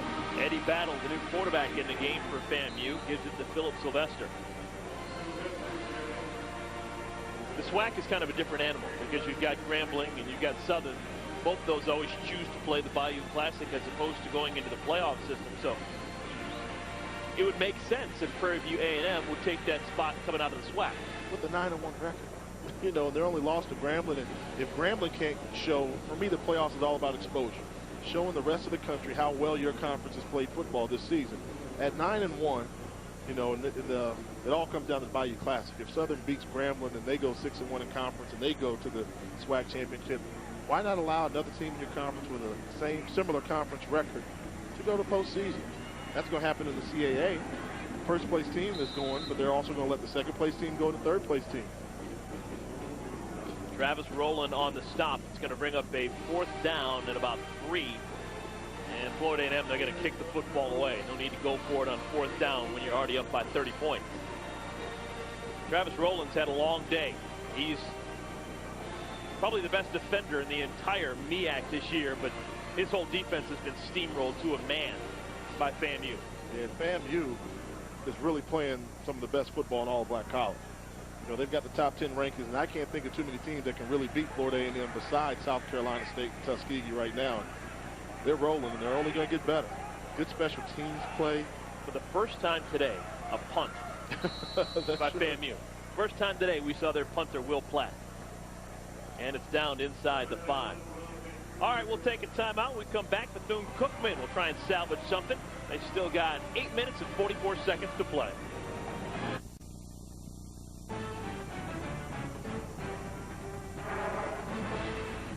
ESPN's College Football, brought to you by Disney Parks, where you're invited to celebrate life's special moments. What will you celebrate? Now, when you're Orlando, you got to talk at least a little bit about Walt Disney World. There's the boardwalk right there where dreams come true. Right now, the dreams coming true for Florida A&M right here on the Citrus Bowl field. They're up by 30, trying to win this Florida Classic over their rival, Bethune-Cookman. Andros Bell with that carry. Gets it away from the shadow of their own goal line. That's one of the things about when you're playing one of your rivals, you really want to end that game on a good note. So if you're the senior class in Florida A&M and they're young, you've got 4 seniors, but still, to have the ability to, when your rival sees you 20 years down the road, 15 years down the road, yeah, I went to Bethune-Cookman, I went to FAM. Oh, really? And they say, yeah, remember we smashed you guys last week of the season, last game? That kind of stings. That kind of stings. And for me, it's a team like whenever I come against a Marshall guy, a Marshall alum, Troy Brown, we played together, the Patriots, always tease me about that Marshall loss. It just stays with you forever. There's nothing you can do to go back and erase that loss in the loss column. But that's the athlete in me. Clock continues to run. We're underneath 8:20 to play. FAMU hoping with this impressive win, it will give them into a multi-team tie for second place in the MEAC is enough to impress people who put together the FCS postseason roster. 16 teams make it to the postseason, 8 automatic bids for conference winners, and then 8 at-large bids. And Joe Taylor, he is a well-known man. He is an influential man in the world of FCS football. He's got a chance to sway a couple of minds with just his being attached to the program. I agree, and I think it's that, along with the fact that Florida A&M has had success in the postseason. You know, they made a great run when they had Quinn Gray playing quarterback, where, as we talked about earlier, they made it to the semifinal game, and they were one incomplete pass away from advancing to the championship game. So people know who they are. It's just a matter of, do they get in? And I will tell you, if they get in, this is a team that creates matchup problems for everybody. Joe Taylor, 205 career wins. That's 7th best all time among HBCU coaches. I don't think he's going to get to number 1. Eddie Robinson. Ooh, Eddie Robinson. 408 career wins, all of them at Grambling State. Yes. On the offense, 5-yard penalty, 3rd down. When I go down to Grambling, they've got a T-shirt out there that they have, and it says, Eddie Robinson, the one. And it says, one job, one wife, one team, one coach. Coach Rob, the one. Backed up to the 25-yard line. It'll be 3rd down and 14. Kinson Souverain trying to keep this drive alive. And his receiver zigged when he thought he was going to zag. And let's see what Bethune-Cookman chooses to do here. Do you punt the football away, or do you go for it on 4th and 14? I would go ahead and punt, but you know, that's almost like throwing in the flag that the game is over. You may not want to give that message, but go ahead and punt. I mean, every time they've dropped back, throw the football, Souverain has ended up on his back. So protect the kid at that point. I really respect Coach White for doing this one. They're having difficulty protecting the quarterback. Why put him out there for more punishment? It's like a boxer in a fight when you know he's going to lose on the scorecard. Don't send him out there to absorb more punishment. I think the only people in the stadium who are more tired than the players are the marching band. They're still jamming. They're still dancing. Still playing. Leroy Van is back deep, and this one's not going to get to Leroy Van. It's blocked at the line of scrimmage. Oh, they're going to get it. Not still there. And FAMU's going to have fantastic field position. Justin Keeble just trying to get it away, has it blocked, and it's going to be FAMU football. Special teams goes back to what we talked about earlier. One of the things that Coach Taylor was insistent upon was having good special teams play. Special teams have delivered. All right, we're going to take a timeout. 7:30 remaining in this one. FAMU up big.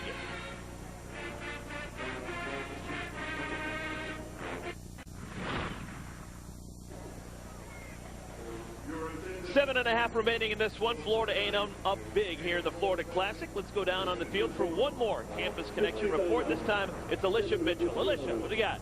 Well, okay, now the mascot of Florida A&M is the Rattlers. Now the Rattlers, the university was built on the old slave plantation once owned by William Hope Duvall. Now Duvall was the governor of Florida before the Rattlers came into, the Florida A&M University. Oh my gosh. Keep going, Alicia. Okay. We got plenty of time. Okay, we have plenty of time. Well, if we have plenty of time, I'm going to go ahead and start over. Now, Florida A&M University's mascot is the Rattlers.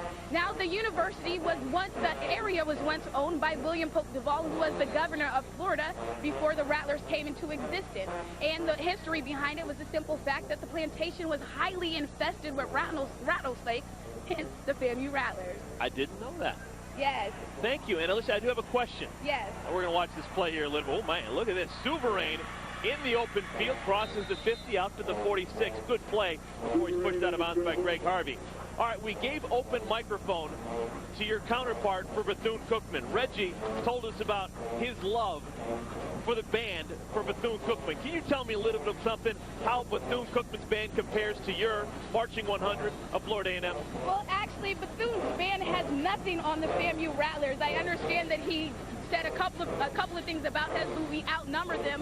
We have the best formations in the nation. We've been to inaugurations. We've been to Paris. We've been everywhere. And Bethune will never be able to beat that. FAMU is here to stay, and the FAMU band's amazing. They look up to us. Ah.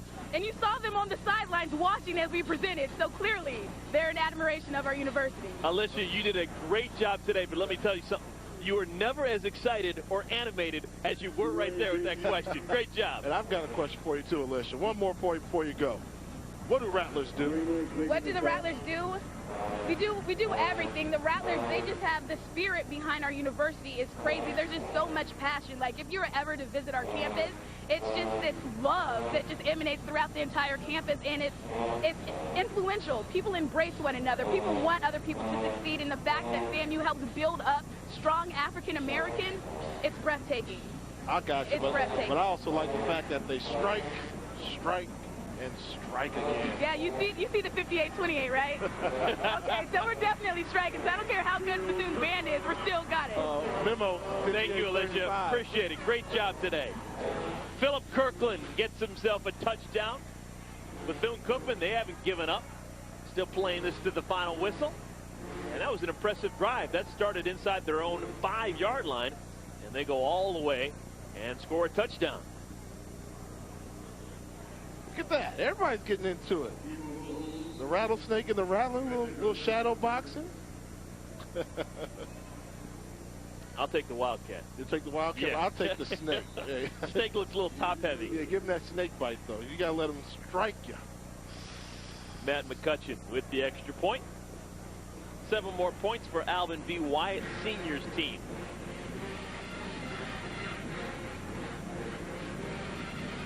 How animated is the bison for Howard? We're an academic institution. Really, not that much of a nasty... Anytime you ask me any questions about Howard, you get the same answer. We're an academic institution. That's what you say when your team goes 1-10. Is it a final yet today? I know they're playing their final game of the season. Yeah, Delaware State got us. Apologize, my man. So a winless season in MEAC play. The only win of the year was against who? For Howard. Savannah State.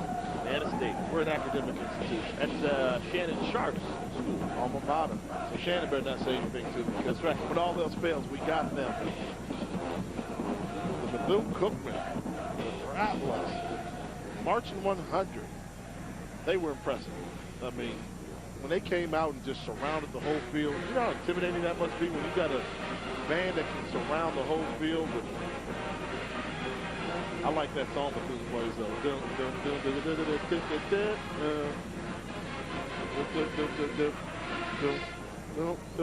The Wildcat. That song will be in your head all night.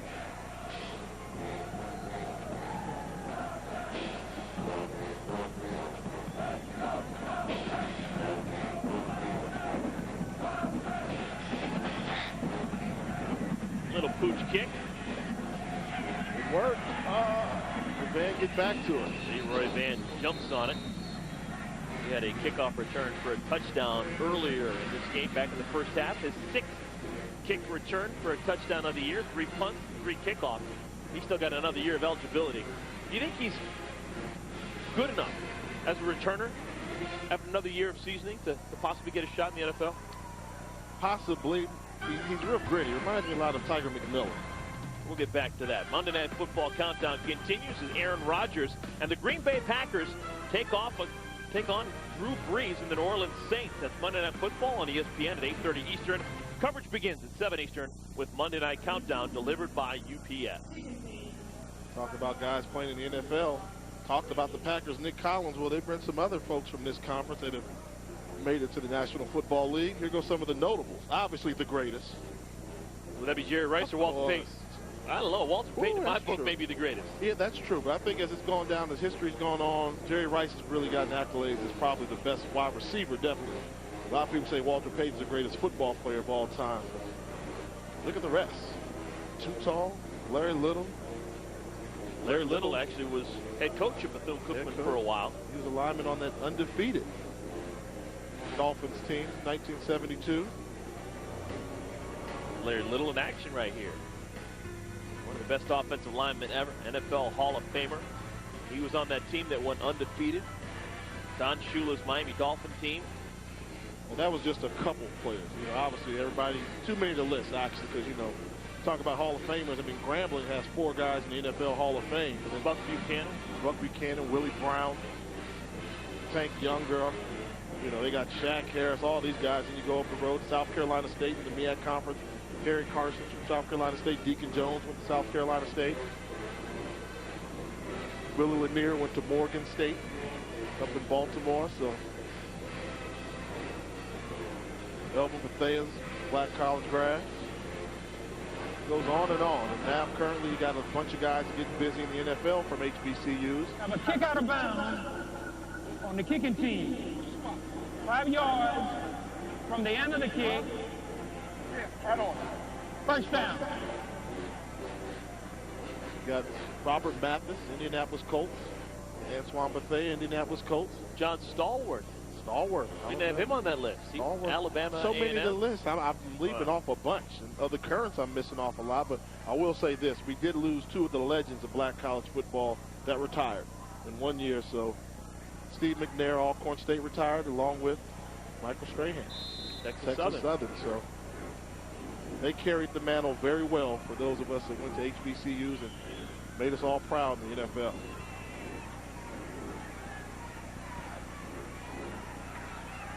So FAMU with the football. They started the 40-yard line after a couple of kicks went out of bounds. They said, we'll just take it on the 40 and get out of Dodge. This is Eddie Battle. Second series of the game for him under center, replacing Curtis Pulley, who was pretty darn good. Curtis Pulley is going to be a force for a while in MEAC. He's still got some eligibility next year. Good as advertised. You know, in the open, said it was all about he's got legs, ZZ Top. He can run. And what I really liked about it at the end, he doesn't have to rely on just running. He made some good passes, too. Threw a couple touchdown strikes there. So he's got unlimited potential as a quarterback. Levante Page, grabbed by the ankles, down to the 35. You've been associated with the MEAC for a while now. Of course, one of the all-time great quarterbacks in the MEAC when you played at Howard. We mentioned the fact that an HBCU team hasn't won the FCS playoffs since 1978 when Florida A&M has. In the last 20 years, when you've been associated with the MEAC, take your Howard Bison out of the equation. What's been the single year where you've seen the most significant team in terms of MEAC play? What's the best team in the last 20 years in your eyes? Not the teams you played on a house. Sure. Oh, you put me on the spot. I will take the Florida A&M teams during the Billy Joe era. I mean, with Jawan Snyder and Jacquay Nunley, those guys were really good. I mean, they did well in postseason play as well. I think the Bethune-Cookman team in 2002, it would have been around there with Stephen Baggs and Alan Super. They had star power. I mean, Rasheem Mathis was a primetime player. He played offense and defense at Bethune-Cookman. And, you know, Alan Super was one of the best. He ran the wide bone to perfection. That team was really good with star power. Then you talk about some of the Blue Death defenses of North Carolina A&T. I mean, they just hit you.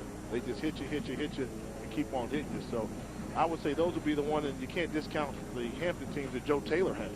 You know, I think the biggest disappointment and something that motivates Coach Taylor as a coach is they did not get the job done in postseason play. 3-time MEAC champion, didn't win 1 game. That burns at him. He wants to win a playoff game badly. And I think, you know, possibly down here in Florida A&M, more local talent to choose from here in Florida, even though they got great talent in the Hampton Roads area. The offense, number 8, 5-yard penalty. There were some good ones. I mean, those 2 running backs he had, Ardell Daniels and Alonzo Coleman, when they both rushed for 1,000 yards for 2 consecutive seasons, very impressive. And Hampton was really good. Jerome Mathis, you know, kick returner, fastest guy in NC in the country that year. I mean, that was special to watch as well. Under 4 minutes to play. This is the Florida Classic, 29th edition of this game. FAMU had a 31-0 lead in the first half. Bethune-Cookman came rushing back, but here in the second half, for the most part, it has been all Rattlers. They have over 300 yards rushing to Florida A&M, and it looks as if they are going to join that mix at second place in the MEAC behind South Carolina State. South Carolina State undefeated in MEAC play this year. Let's talk a little bit about South Carolina State. We're not seeing them obviously today playing in the Florida Classic, but South Carolina State, they've accepted that automatic bid into the NCAA FCS playoffs. How good can they be? How do they match up when they go into the postseason? Well, they can defend and they can run the football. You're talking about postseason football. They're going to go on the road. They won't host the game, I doubt. So you have to be able to control the clock. And with Will Ford running the plays, creating the running attack and the threat of a running attack, they've got a chance. They're kind of geared up to do well in the postseason play. So I wouldn't be surprised. And it all depends upon the matchup. If they get a favorable matchup, then they can possibly do it. Favorable for them means not having to travel a long distance. If they can travel in South Carolina, if they take on a team in Greenville possibly, like, talk about Wofford, the teams where they can get their fan base to travel, look for South Carolina State to bring it. Coach Pugh has a really good football team. Sounds good to me. And South Carolina State, in your eyes, is this kind of like they're one and done? Or is they have a big window for possibly getting it done, not just this year, maybe next year as well? Oh, they've got a foundation there. They've laid it. You talked to Coach Pugh. I covered him earlier this year, and he said, we've got some good things that we're doing to ensure success. He's one of the few coaches that doesn't want to abandon the automatic bid. There's been talk around the HBCU world about having the winner of the SWAC play the winner of the MEAC and just saying, let's not go to the playoffs and have a true Black College National Champion, but he doesn't want to do that. He doesn't want to do that, and neither does Joe Taylor. These guys are motivated, and they think they can get it done. And Coach Pugh is putting the tools together that you need to have in Orangeburg in order to do that. What do I mean by that? Video equipment, weight training, facilities. South Carolina State has made an investment in Buddy Pugh, and he's delivered on the investment. Now, this is the Florida Classic, and this is what they're playing for. That's heft right there. That's a big one. When your linemen to carry it out. That's one of those trophies where you don't want to win too many of them because you run out of room in the trophy case rather quickly. On 2nd down and 1, a big pass is completed, and that's picked up. Loose ball, and it's going to be a chance for Jason Beach to make something happen in the open field. Beach brought down at the 35. Another turnover for Bethune-Cookman. That's a disappointing thing. That's bigger than the trophy bearer, the presenter. How close would this game have been had Bethune-Cookman been able to hold on to the football? Would have been closer. Well, Florida A&M has made their share of turnovers as well, none in the second half and some in the first. It seems to me as if Bethune-Cookman's approaching double digits almost. Florida A&M, give them credit. Team turns the ball over 7 times. You got to make them pay. And how many games have you seen with 11 combined turnovers? Never. I've never seen that many in a game. Yeah, I have to ask you just final thoughts as we wrap this game up and come underneath 3 minutes to play. We've talked so much about the MEAC, and we've talked so much about the SWAC and some of the teams. But if you take a look at the Sheridan Broadcasting Network Black College Football Poll, the #1 team in the Black College Football Poll doesn't come from either of the two Division I HBCU conferences. It's not from the MEAC, it's not from the SWAC. Instead, it's the Golden Tigers of Tuskegee, their Division II team. How does that happen that a Division II team is ahead of all the Division I AA teams? Well, they didn't start off there. They just kind of got there. A couple teams lost, and they just continued to climb up the polls, almost like you have with the BCS. Teams start to win, one team goes down. That's what they do. And give credit to Tuskegee. I mean, they won. All you can do is play the games on your schedule. But I will say this about that, because people don't understand how does a Division II team compete with an FCS or 1AA team. The year Alabama State won the SWAC championship, with Tavares Jackson as their quarterback, they lost the Turkey Day Classic to Tuskegee last game of the season. So that lets you know these guys at Division II and the HBCU level can play, and they've got great talent at Tuskegee. You're talking about a school that's produced Drake Lawrence, and they've got a first NFL draft pick every year. Damian Craig was a quarterback coach there, so offensively they can light it up. They got a great quarterback.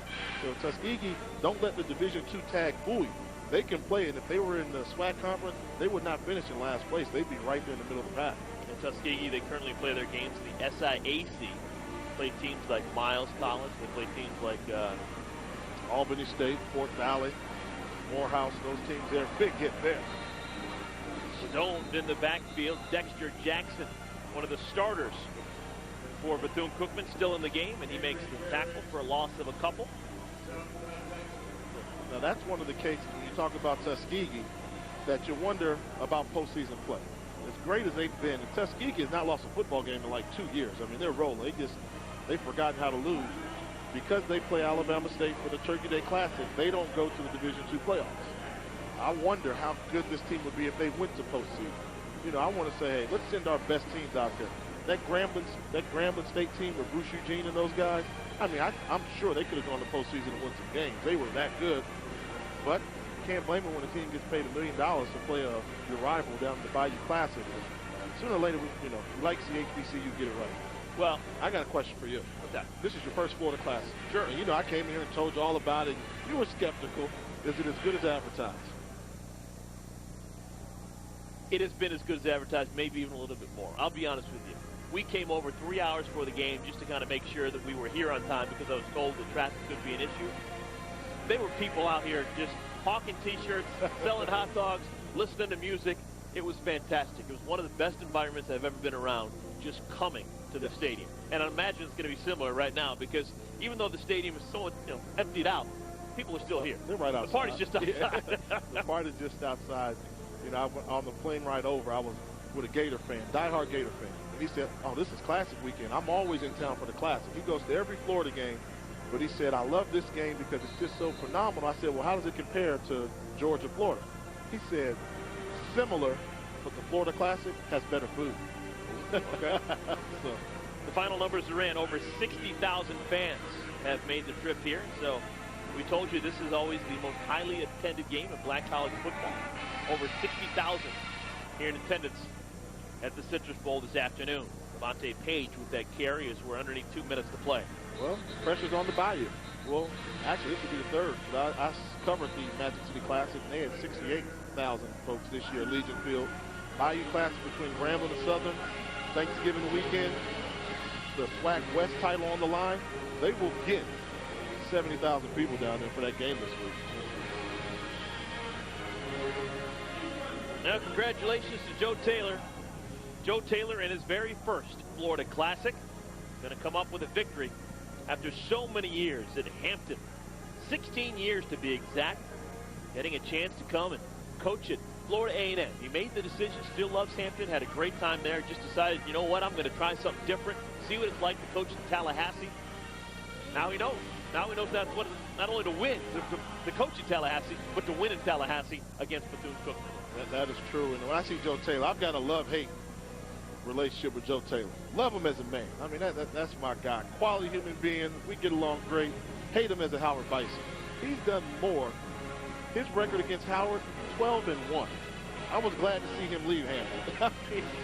And they had that rivalry game, the real HU game they call it, between Howard and Hampton. And I said, it's not even a rivalry. It's a one-sided relationship.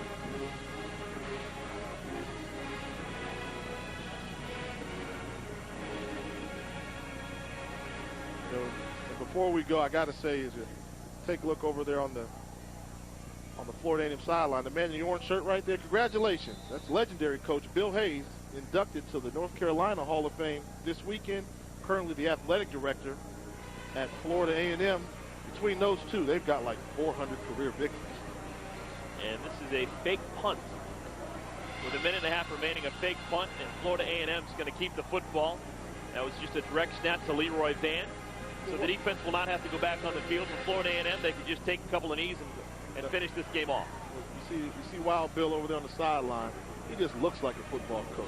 Wild Bill Hayes, he could do it. You talk about when A&T had that blue depth defense, they were winning all those games. It was all credit to Bill Hayes, and it's kind of cheating. Look at Alvin, look at Shine. When you take a look at those two coaches there, it's like cheating when you got that much football influence. You got an athletic director that's won over 150 games and a head football coach that won over 200 games. I'm telling you, they're cooking up something down there in Tallahassee, Florida. Guys still running hard here, underneath a minute to play. With this win, Florida A&M, they're going to advance to 9-3, 5-3 in MEAC play. With the loss, Bethune-Cookman, they're going to fall to 8-3, 5-3 in MAC play. And it looks like Joe Taylor is going to have the team that's got an outside shot at getting a berth in the FCS playoffs. This team looks good. I mean, big game, taking on a team that's going 8-2, and you beat them by 23 points. They're building the case.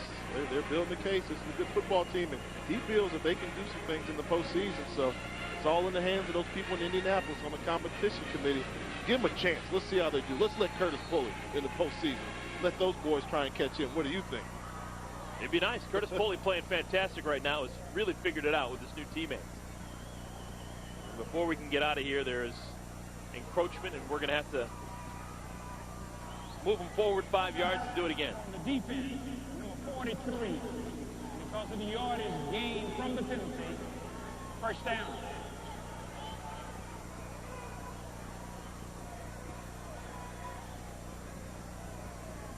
One thing I can tell you about Bethune-Cookman and Coach Wyatt, the Wildcats will be back. He's a prideful man, and next year, he'll have these boys ready to play. Well, that'll do it. Congratulations to Florida A&M, the Rattlers. They avenged last year's defeat at the hands of Bethune-Cookman, and they win going away. 58-35 is your final score. Joe Taylor, coaching in his first ever Florida Classic, he wins. He is now 1-0 as the head coach at FAMU against their rival, Bethune-Cookman.